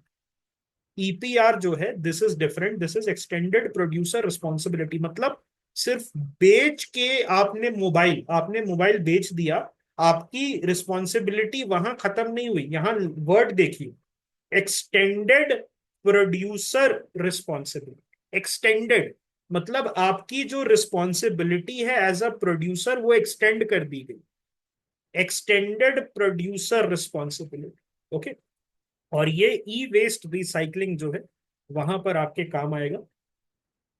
Hazardous and other waste rules 2016, ये जो ट्रांस बाउंड्री मूवमेंट है, मैनेजमेंट है हजार्डस वेस्ट का, उसके लिए है। कोई कन्वेंशन याद है इससे, बेजल कन्वेंशन याद है? यस, ओके, सो ये क्या करता है, it incorporates waste management hierarchy in sequence of priority. सबसे पहले प्रिवेंशन, मतलब वेस्ट को तो प्रिवेंट कर दीजिए। वेस्ट मैनेजमेंट जो हायरार्की है इसकी मतलब क्या होता है, प्रिवेंशन, वेस्ट जनरेट ही ना हो।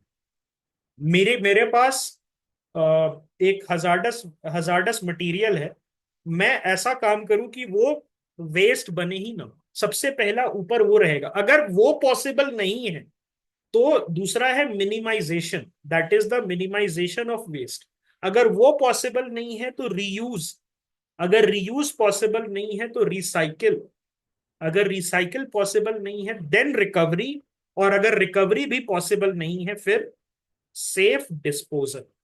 तो आप ये समझे sequence of priority in handling of hazardous waste. मतलब सबसे ऊपर क्या रहेगा, प्रिवेंशन, मतलब बने ही ना। अगर बन भी रहा है तो सेकंड स्टेज में क्या रहेगा, मिनिमाइजेशन, जितना कम हो सके उतना आप करिए। उसके बाद रीयूज आ जाता है, आप अगर रीयूज कर सकते कीजिए, अगर रीयूज भी नहीं कर सकते हैं तो रिसाइकिल कीजिए, रिसाइकिल नहीं कर सकते हैं तो रिकवरी। मतलब अगर उसमें जैसे एक बैटरी है, सो उसमें से रिकवरी आप क्या करेंगे, सर्टेन गोल्ड और डिफरेंट एलिमेंट्स रिकवर हो सकते हैं, आपने ये देखा होगा। सो एक अभी न्यूज आया था कि देर is a certain person in New York जो गोल्ड, जो स्टोर्स होते हैं वहां से, उसके बाहर में जो मैनहोल होता है उससे डर्ट कलेक्ट करके और फिर उससे गोल्ड जो है रोज 500-600 डॉलर कमाता है ना। सो ये जो चीज है रिकवरी में आ जाती है। ओके, हाँ, फोन से गोल्ड निकालना, ये सारी चीजें निकालना। और फिर अगर रिकवरी भी पॉसिबल नहीं है then last step will be the, और the last priority, the least prioritize thing, or the minimum priority thing would be safe disposal.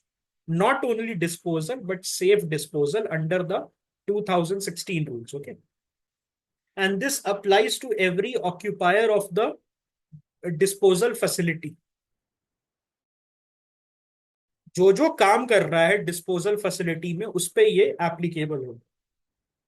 Plastic waste management rules 2016, ये इसने क्या बोला है कि ये जो प्लास्टिक कैरी बैग है उसका थिकनेस इंक्रीज कीजिए 40 से 50 माइक्रोन, 40 से 50 माइक्रोन जो है आप उसको इंक्रीज कीजिए। इसके पीछे का रीजन क्या है, पहली बात तो ये जो आपका सीवेज है उसको ब्लॉक ना करे। ओके, जो बहुत थिन पॉलिथिन होता है वो अंदर चला जाता है सीवर के, है ना, तो वो क्या करता है, ब्लॉक करता है। दूसरा, एनिमल्स खा लेते हैं। सो अगर बहुत ज्यादा थिन होता है तो एनिमल्स उसको गटक लेते हैं। अगर जो बहुत थिक होगा तो एनिमल्स नहीं खाएंगे, उसको चबा के छोड़ देंगे। तो मिनिमम थिकनेस कितना बोला, 50 माइक्रोन।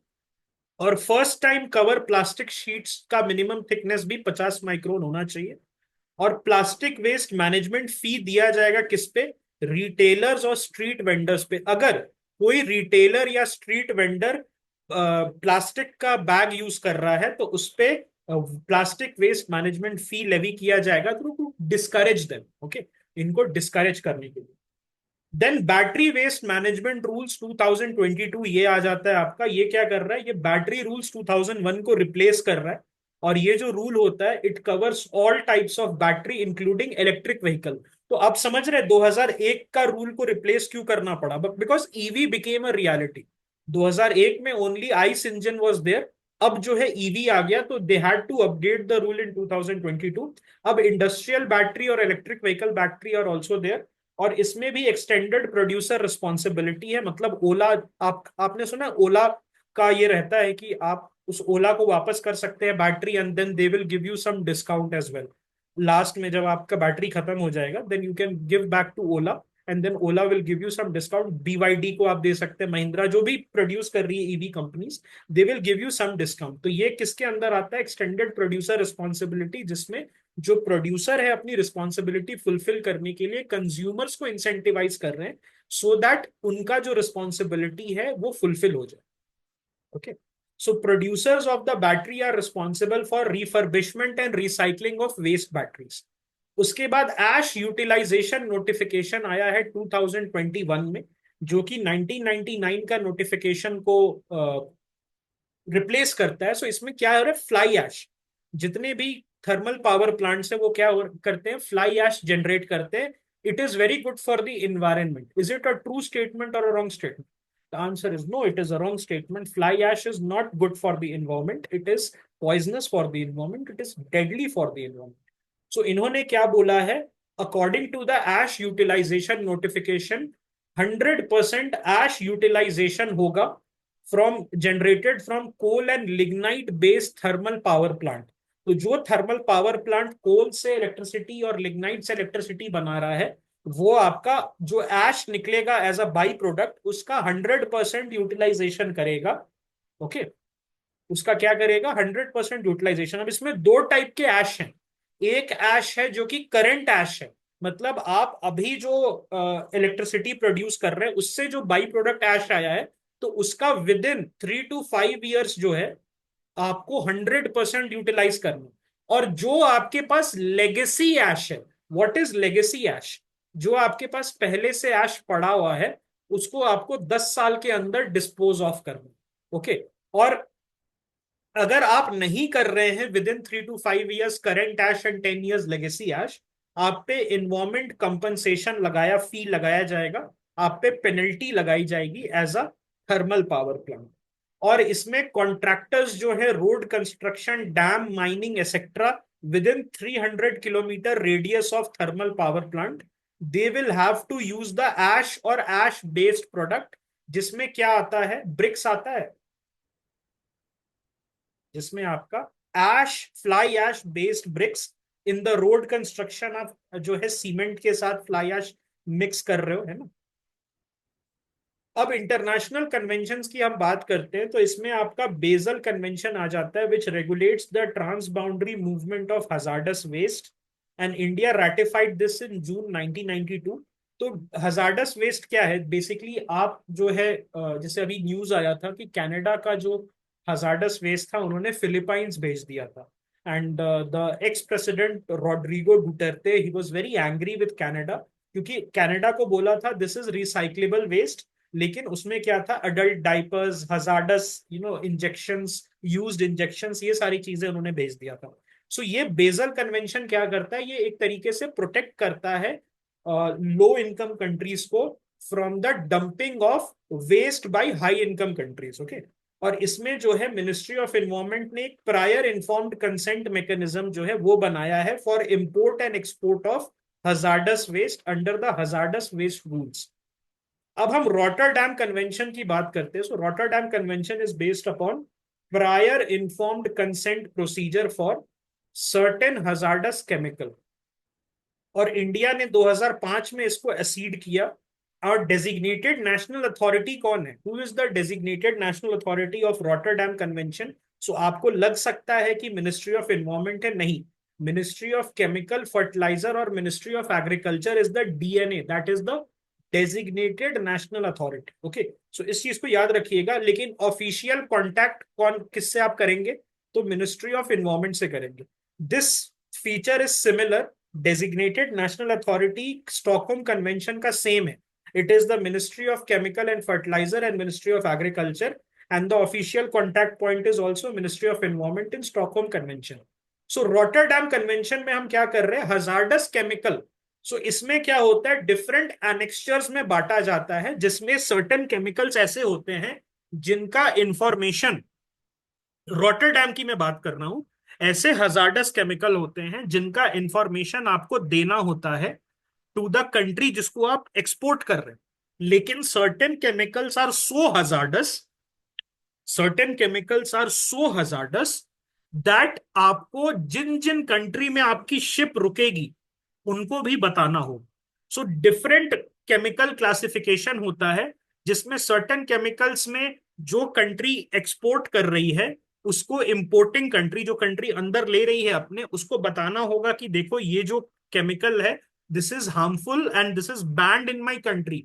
बिकॉज हो क्या रहा था, जैसे फ्रांस का एग्जाम्पल देता हूं, फ्रांस की फैक्ट्रीज अभी भी ऐसी केमिकल्स बनाती है जो फ्रांस में बैंड है for sale in third world countries. Okay, DuPont वगैरह का आपने नाम सुना होगा। So these kind of companies जो है बेसिकली क्या करती है, ये जो है ऐसी केमिकल्स अपने फैक्ट्री में बनाती है जो कि, यस, जो कि आपकी उनके खुद के कंट्री में बैंड है लेकिन दूसरे कंट्री में भेज रही है। तो उसके लिए इन्होंने क्या रॉटरडैम कन्वेंशन बनाया कि आप उसको बताएंगे उस कंट्री को कि देखो भाई ये जो केमिकल आप खरीद रहे हैं हमसे, ये मेरे कंट्री में बैंड है, या इसका ये हार्मफुल इफेक्ट है, इससे रिटार्डेशन हो सकता है, इससे कैंसर हो सकता है, समथिंग लाइक दिस। और certain chemicals are so deadly जिनका अगर एक्सपोर्ट आप कर रहे हो तो आपका जो कैरिंग शिप है वो जहां जहां रुकेगा, जिस जिस कंट्री में, मान लो यूएस से इंडिया आ रहा है, तो अगर वो स्पेन में रुका, इटली में रुका, इजिप्ट में रुका, तो तीनों कंट्री को बताना होगा इंक्लूडिंग इंडिया इजिप्ट, इटली और स्पेन को बताना पड़ेगा कि आपके पोर्ट में एक शिप जाएगा that will be containing this chemical. Okay, so ये सारी चीजें जो है आपकी इसमें आ जाती है। तो ये प्रायर इन्फॉर्म्ड कंसेंट है।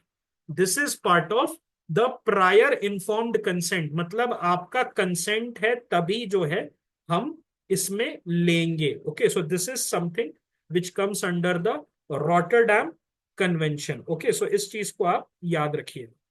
ऑलराइट, सो इसका एनेक्सेस होता है, मल्टीपल एनेक्स होता है। सो एनेक्स 1 होता है, एनेक्स 2, एनेक्स 3, एनेक्स 5, एनेक्स 6, बहुत सारे एनेक्सेस होते हैं। सो एनेक्स 1 में क्या होता है, ऐसे इंफॉर्मेशन और रेगुलेटरी एक्शंस के बारे में बताना पड़ता है कि मेरे कंट्री में बैंड है। एनेक्स 2 में जो है आपको जो केमिकल का रिस्क है उसके बारे में बताना पड़ता है। और एनेक्स 3 में ऐसे पेस्टिसाइड्स हैं, ऐसे इंडस्ट्रियल केमिकल्स हैं, ओके, तो वो जो कि कवर्ड है under this.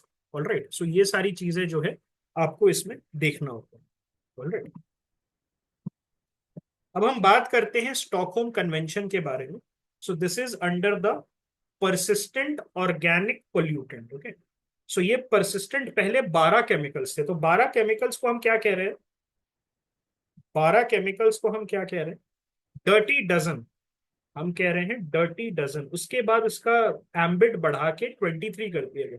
So persistent organic pollutant जो होते हैं, ओके, परसिस्टेंट ऑर्गेनिक पोल्यूटेंट होते हैं, ये बेसिकली ऐसे पोल्यूटेंट होते हैं जो कि परसिस्ट करते हैं एनवायरमेंट में। इनका लाइफ साइकिल बहुत ज्यादा होता है और एक जगह से दूसरे जगह ट्रांस बाउंड्री मूवमेंट हो सकता है।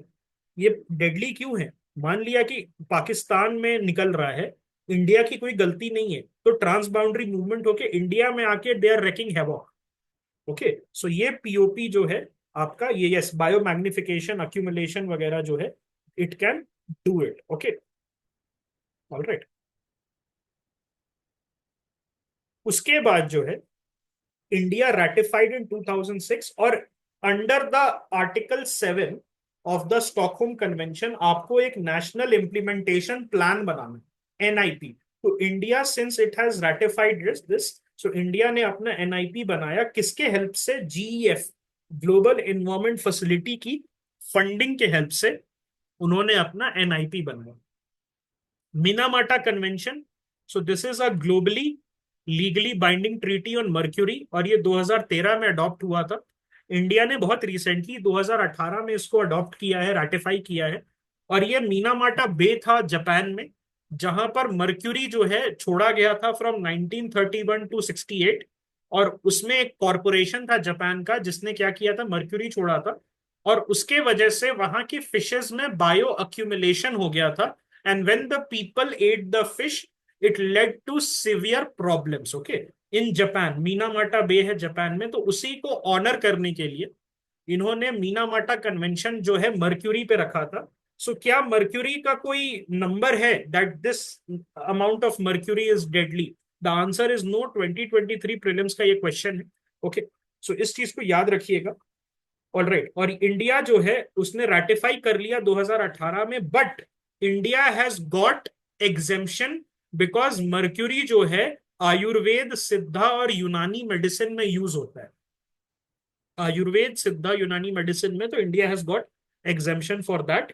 और इंडिया ने जो है एक प्रायर प्रायर इन्फॉर्म्ड कंसेंट जो है उसका मैकेनिज्म फॉर मर्क्यूरी ट्रेड बना दिया है, इंपोर्ट और एक्सपोर्ट ऑफ मर्क्यूरी के लिए, ताकि मीनामाटा कन्वेंशन जो है, ओके, मीनामाटा कन्वेंशन जो है उसको सही कर ले। Yes, I think that this is also what I was thinking, कि ये बहुत इंपॉर्टेंट पॉइंट आ गया हमारे इंडिया ईयर बुक में, दैट जो आयुर्वेद, सिद्धा और यूनानी है उसमें मर्क्यूरी यूज किया गया।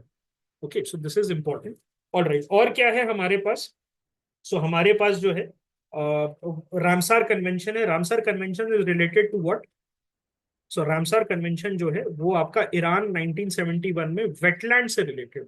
ओके, सो हर कंट्री जो रामसार कन्वेंशन को असीड करती है उनको minimum one, okay, minimum one जो है, एक वेटलैंड जो है अपने कंट्री में एटलीस्ट एक साइट को रामसर साइट डिक्लेयर करना होता है।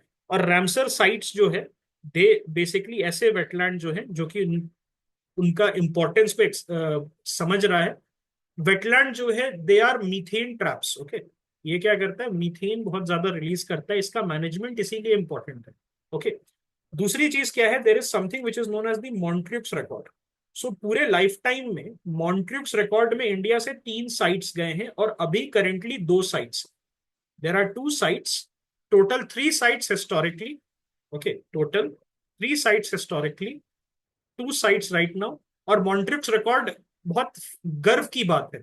अगर आपका चला गया तो बहुत गर्व की बात है। द आंसर इज ट्रू और false? The answer is false. ये शर्म की बात है, गर्व गर्व की बात नहीं है, बिकॉज दिस टॉक्स अबाउट जो रिस्की वेटलैंड है विच हैव सीन डिग्रेडेशन। तो इंडिया से अभी कौन है?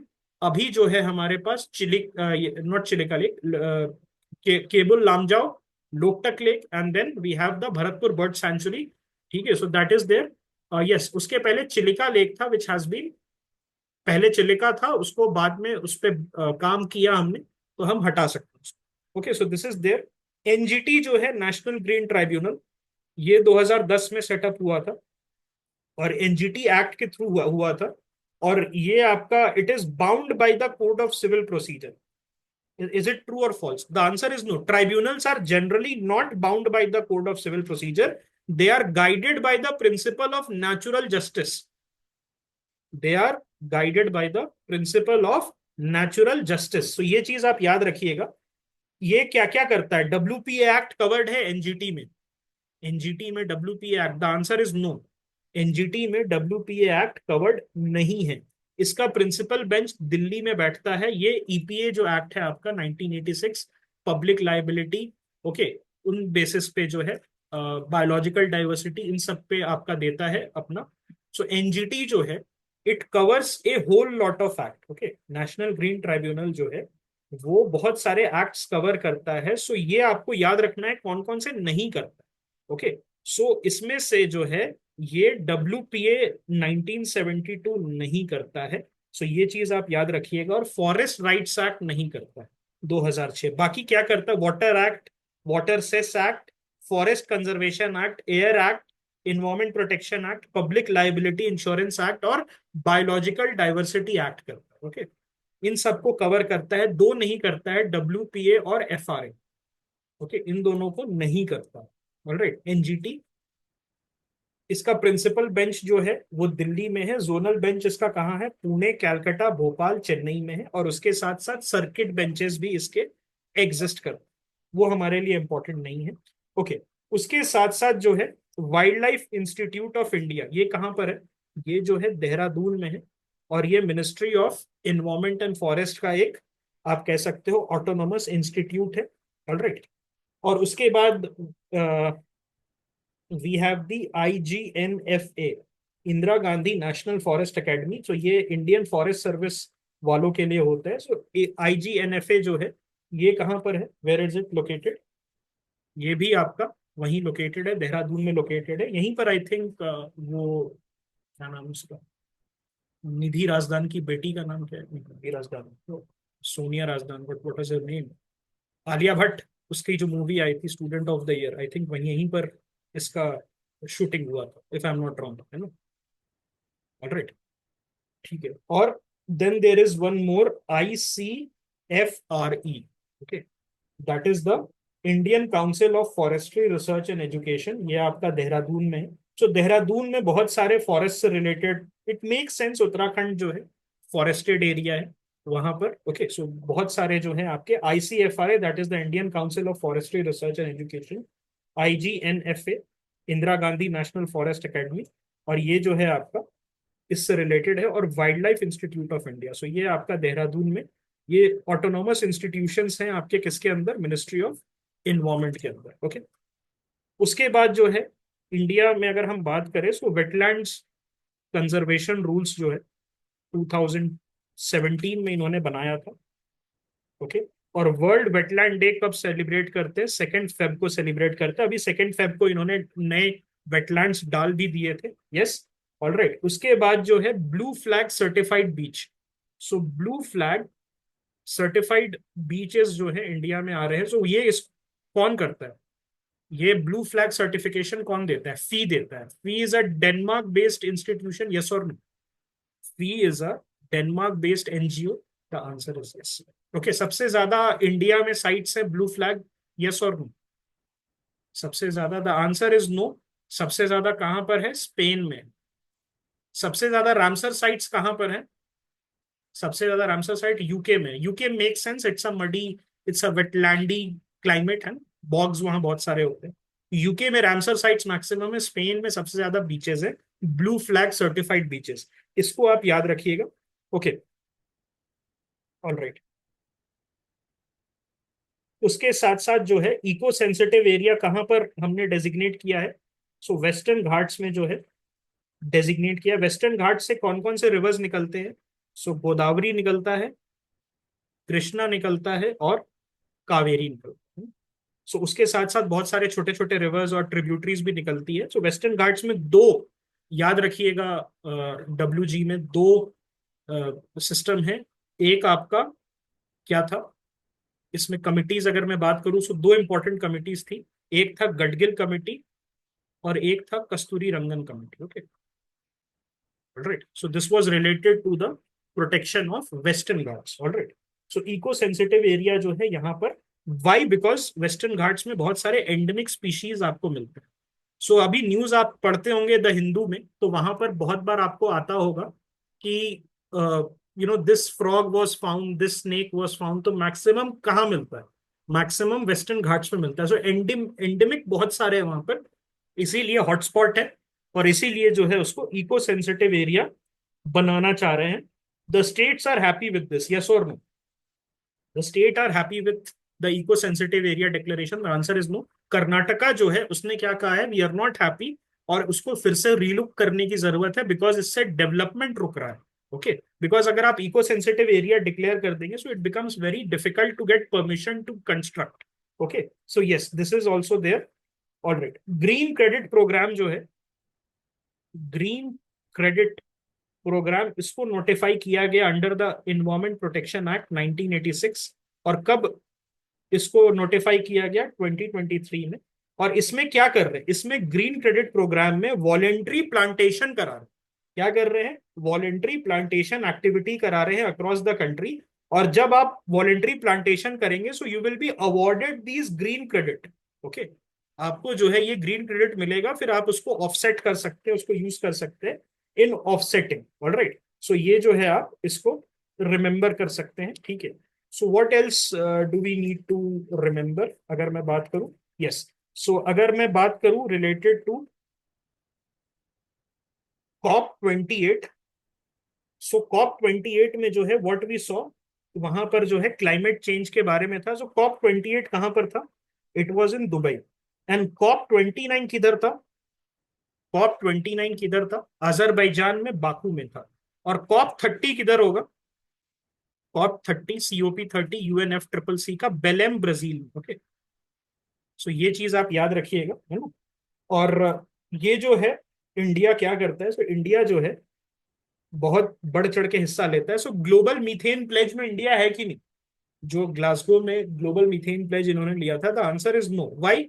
Why India is not in? Because of agriculture. Okay, अगर हम ग्लोबल मीथेन प्लेज लेंगे तो वो अन्नदाता के लिए, एग्रीकल्चर के लिए अच्छा नहीं होगा। Okay, so this is something आप समझिएगा। Operationalisation of loss and damage fund किधर हुआ है? लॉस एंड डैमेज फंड का ऑपरेशनलाइजेशन कब हुआ था? वो आपका COP 28 में हुआ। ओके, सो COP 27 में बना था, शार्म एल शेख में बना था। Operationalisation loss and damage fund का आपका COP 28 में हुआ था, ये याद रखिएगा। COP 27 में बना था, उसको इनिशिएट किया गया था। ऑपरेशनलाइजेशन COP 28 में हुआ। ओके, और उसके साथ साथ जो है मोदी जी ने क्या किया, स्वीडन के जो प्राइम मिनिस्टर हैं उनके साथ उन्होंने लीड IT 2.0 जो है, that is leadership group for industry transition जो है, उसको लॉन्च किया इंडिया और स्वीडन ने साथ मिलके। और ये जो है इंडस्ट्री ट्रांजिशन प्लेटफॉर्म है, जिसमें इंडस्ट्रीज को हेल्प किया जाएगा ट्रांजिशन करने के लिए towards a green working programme. मतलब जो उनका जो वर्किंग है उसको ग्रीन बनाया जाएगा, और उसमें इंडिया स्वीडन जो है साथ मिलके काम करेगी। यस। और उसके साथ साथ जो है मैंग्रोव अलायंस जो है, उसमें भी हम देख रहे हैं। सो कोई मैंग्रोव से रिलेटेड मैंग्रोव से रिलेटेड कोई स्कीम है, मिष्टी स्कीम? मैंग्रोव से रिलेटेड है, मैंग्रोव के डेवलपमेंट से रिलेटेड है Mishti. Yes. So Mishti, it make sense for you और नॉट? बंगाल में मैंग्रोव सबसे ज्यादा है, सो मिष्टी है ना, वहां से याद रखिएगा। ऑलराइट, सो इस चीज को याद रखिएगा। ग्रीन क्लाइमेट फंड जो है, GCF, where when that was set up, was it set up recently? The answer is no. ये COP 16 में 2010 में सेटअप हुआ। ओके, और ये जो है क्या करता है, ये लो एमिशन और क्लाइमेट रेजिलिएंट डेवलपमेंट के लिए डेवलपिंग कंट्रीज को ग्रांट्स वगैरह देता है। और गवर्नमेंट ऑफ इंडिया जो है उसने बहुत सारा पैसा, 500 मिलियन के करीब, GCF के साथ उठाया है। सो ग्रीन क्लाइमेट फंड, ये COP 16 इन 2010 ऑफ UNFCCC उसमें हुआ। Okay, alright. G20 में कौन कौन से इनिशिएटिव्स लिए गए थे? सो G20 में जो है गांधीनगर इम्प्लीमेंटेशन रोड मैप लाया गया। सो G20 में जो इंडिया में हुआ था, जो G20 इंडिया में हुआ था, उसमें गांधीनगर इम्प्लीमेंटेशन रोड मैप लाया गया था, जिसमें हम क्या करेंगे, there was a global alliance on land restoration of forest fire and mining. तो फॉरेस्ट फायर और माइनिंग से जो भी प्रॉब्लम्स होती है, ओके, जो भी प्रॉब्लम होती है, उसके लिए इन्होंने उसका लैंड रिस्टोरेशन करने के लिए फिर गांधीनगर इम्प्लीमेंटेशन रोड मैप और गांधीनगर इंफॉर्मेशन प्लेटफॉर्म, गिरगिप। तो गिरगिट से याद रखिएगा, गिरगिप। गिरगिप क्या है? This is Gandhinagar implementation road map and Gandhinagar information platform जो है वो आया था। और उसके साथ साथ इंडिया ने सर्कुलर इकोनॉमी कोलिशन बनाया था, जिसमें 40 फाउंडिंग मेंबर्स थे प्राइवेट सेक्टर से। और उसके बाद हाई लेवल प्रिंसिपल था for sustainable and resilient blue economy. तो ये कौन सा प्रिंसिपल्स हम कहेंगे? ब्लू मरीन इकोनॉमी से रिलेटेड याद है कुछ? चेन्नई प्रिंसिपल्स था, चेन्नई प्रिंसिपल्स, यस। सो ये याद रखिएगा, और इंडिया जो है बहुत बढ़ चढ़ के इसमें काम कर रहा है। Then there is also a national institute of Himalayan information, जो गोविंद बल्लभ पंत के नाम पे, so GB Pant was the, I think, the chief minister of UP. तो उनके नाम पे जो है GB Pant national institute of Himalayan environment जो है वो बनाया गया था। और ये R&D रिसर्च सेंटर है आपका मिनिस्ट्री ऑफ इन्वायरमेंट के अंदर। ओके, और ये क्या करता है, ये बेसिकली उत्तराखंड और जो हिमालयन स्टेट्स हैं, जिसमें आपका लद्दाख, हिमाचल, सिक्किम, अरुणाचल, जितने भी हिमाचल प्रदेश, जितने भी स्टेट्स हैं, okay, it's name is national institute of Himalayan information, GB नाही, NIHE। So GB Pant national institute of Himalayan environment, sorry, so Himalayan environment जो है ये क्या कर रहा है, ये बेसिकली हिमालयन इन्वायरमेंट जो है उसको देख रहा है। हिमालयन इन्वायरमेंट को 5 स्टेट्स में, ओके, 5 स्टेट्स में जो है इसको देख रहा है। जितने भी हिमालयन स्टेट्स हैं उसमें जो है लोकल नॉलेज जो है उसको यूज करके, रिसर्च एंड डेवलपमेंट करके, टेक्नोलॉजी को यूज करके आपका काम करें, ठीक है। Then there is a NMNH। What is NMNH? National museum of natural history. ये क्या है? एक सबॉर्डिनेट ऑफिस है मिनिस्ट्री ऑफ एनवायरमेंट का। और ये 1978 में न्यू दिल्ली में इसको खोला गया था वर्ल्ड एनवायरमेंट डे के अंदर, ओके। और इसका रीजनल म्यूजियम्स जो है आपका मैसूरू, भोपाल, भुवनेश्वर और सवाई माधोपुर में इन्होंने बना रखा है। और इसका ऑब्जेक्टिव क्या है? इन्वायरमेंटल एजुकेशन जो है उसको प्रमोट करना। NMNH, national museum of natural history, और ये मिनिस्ट्री ऑफ एनवायरमेंट का सबॉर्डिनेट ऑफिस है, इसको याद रखिएगा। अगर मैं ओजोन से रिलेट करूं तो ओजोन प्रोटेक्शन के लिए क्या याद करते हैं आप? ओजोन प्रोटेक्शन के लिए वियना कन्वेंशन और मॉन्ट्रियल प्रोटोकॉल आता है। सो वियना कन्वेंशन ओजोन लेयर के लिए है, और मॉन्ट्रियल प्रोटोकॉल क्या है? It targets the ozone depleting substances. और इसमें कुछ अभी रिसेंट आया है क्या? हमने कुछ सोचा था वो हुआ नहीं और कुछ वो करने लगा, Kigali amendment. Okay, so there has been something known as the Kigali amendment. Okay, so ये आपका जो है बेसिकली हम सोच रहे थे कि हम जो है CFC जो है उसको, यस, HFC से रिप्लेस करेंगे, बट HFC जो है that also came to be problematic, alright. और एक फर्स्ट कंट्री वर्ल्ड में कौन है जिसने एक कूलिंग एक्शन प्लान बनाया है? अपना cooling action plan, which is the first country in the world to develop its own cooling action plan? The answer is India. India is the first country in the world to develop its own comprehensive cooling action plan, जो कि cooling demands वगैरह जो है, refrigerant transition है, energy efficiencies वगैरह है, इन सब में जो है काम करेगा. और इंडिया जो है, it has completely faced out HCFC 141B. और ये क्या करता है HCFC 141B? ये बेसिकली फोम में, रिजिड फोम बनाने में यूज होता था, उसको इंडिया ने कंप्लीटली फेज आउट कर दिया. ओके. और India has already achieved stratospheric जो ओजोन डिप्लीटिंग सब्सटेंस है, ODS, उसका हमारा जो गोल्स था हमने कर दिया है. Is it a success? Is the Montreal protocol and the Vienna convention a success? The answer is yes. It is one of the rare instances where a global treaty has been a success. Okay. उसके वजह से क्या हो रहा है, हमारा जो ozone layer है वो हील हो रहा है. ओजोन सबसे ज्यादा कहां पर प्रोमिनेंट है? Ozone hole. Ozone hole is most prominent on the poles and especially Antarctica. वहां पर मैंने बताया था पोलर स्ट्रेटोस्फेरिक क्लाउड्स होते हैं, PSCs होते हैं, उसके वजह से ओजोन जो है सबसे ज्यादा वहां पर आपको देखने को मिलता है. ठीक है. सो ये आप करिएगा. लाइफ मूवमेंट मोदी जी का प्राइमरी मूवमेंट है. सो ये लाइफ मूवमेंट जो है वर्ल्ड एनवायरमेंट डे पे लॉन्च हुआ था. और ये 100 बिलियन लोगों, जो सॉरी 100 बिलियन बोल रहा हूँ, 1 बिलियन लोग जो है उनका लाइफस्टाइल चेंज करने का. ओके. सो लाइफ को कहाँ इंट्रोड्यूस किया गया था? ग्लासगो में, जो 2021 में COP21 हुआ, COP26 हुआ था, उसमें ग्लासगो में इसको मोदी जी ने इसको बोला था. और ये जो है life portal, lifestyle for environment, इसका फुल फॉर्म है. और इसमें मोदी जी क्या चाह रहे हैं कि 100 crore, I said 100 billion, but 100 crore और 1 बिलियन पीपल, उनको जो है प्रो प्लैनेट पीपल बनाएंगे. उनको क्या बनाएंगे? P3, that is the pro planet people. All right. So ये जो लाइफ है, ये बेसिकली क्या कर रहा है? ये नज कर रहा है. जैसे मोदी जी फेमस है अपने स्वच्छ भारत अभियान वगैरह के लिए, सो उसके थ्रू जो है ये काम करेंगे. ओके. सो आई थिंक ये आपको समझ में आ गया.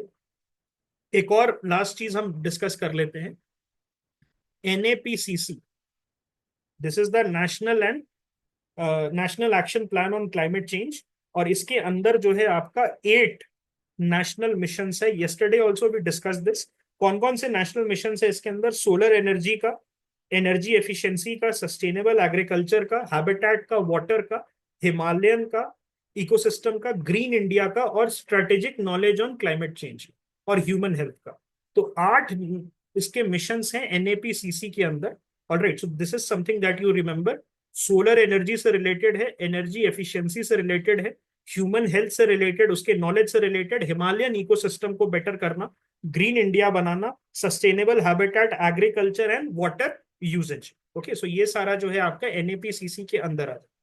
All right. So this is something that we need to understand. एक और चीज है, क्लाइमेट चेंज नॉलेज पोर्टल जो है, एक सिंगल पॉइंट इंफॉर्मेशन सोर्स है. क्लाइमेट चेंज नॉलेज पोर्टल, ये आपका आया था, ये 2020 में लॉन्च किया गया था. और इसमें जो है सेक्टर वाइज अडेप्टेशन और मिटिगेशन एक्शन प्लान जो है, वेरियस मिनिस्ट्रीज जो है, वेरियस मिनिस्ट्री जो है वो इसको बना रहा था. तो ये इंपॉर्टेंट है. ओके. सो क्लाइमेट चेंज नॉलेज पोर्टल 2020 में आया था. And this is a single point information source जिसमें sector wise adaptation. Okay. So ये जो है, इससे आपका सारा एनवायरमेंट का अपडेट खत्म हो. It's over, and this covers all the environment update that was there in the India yearbook.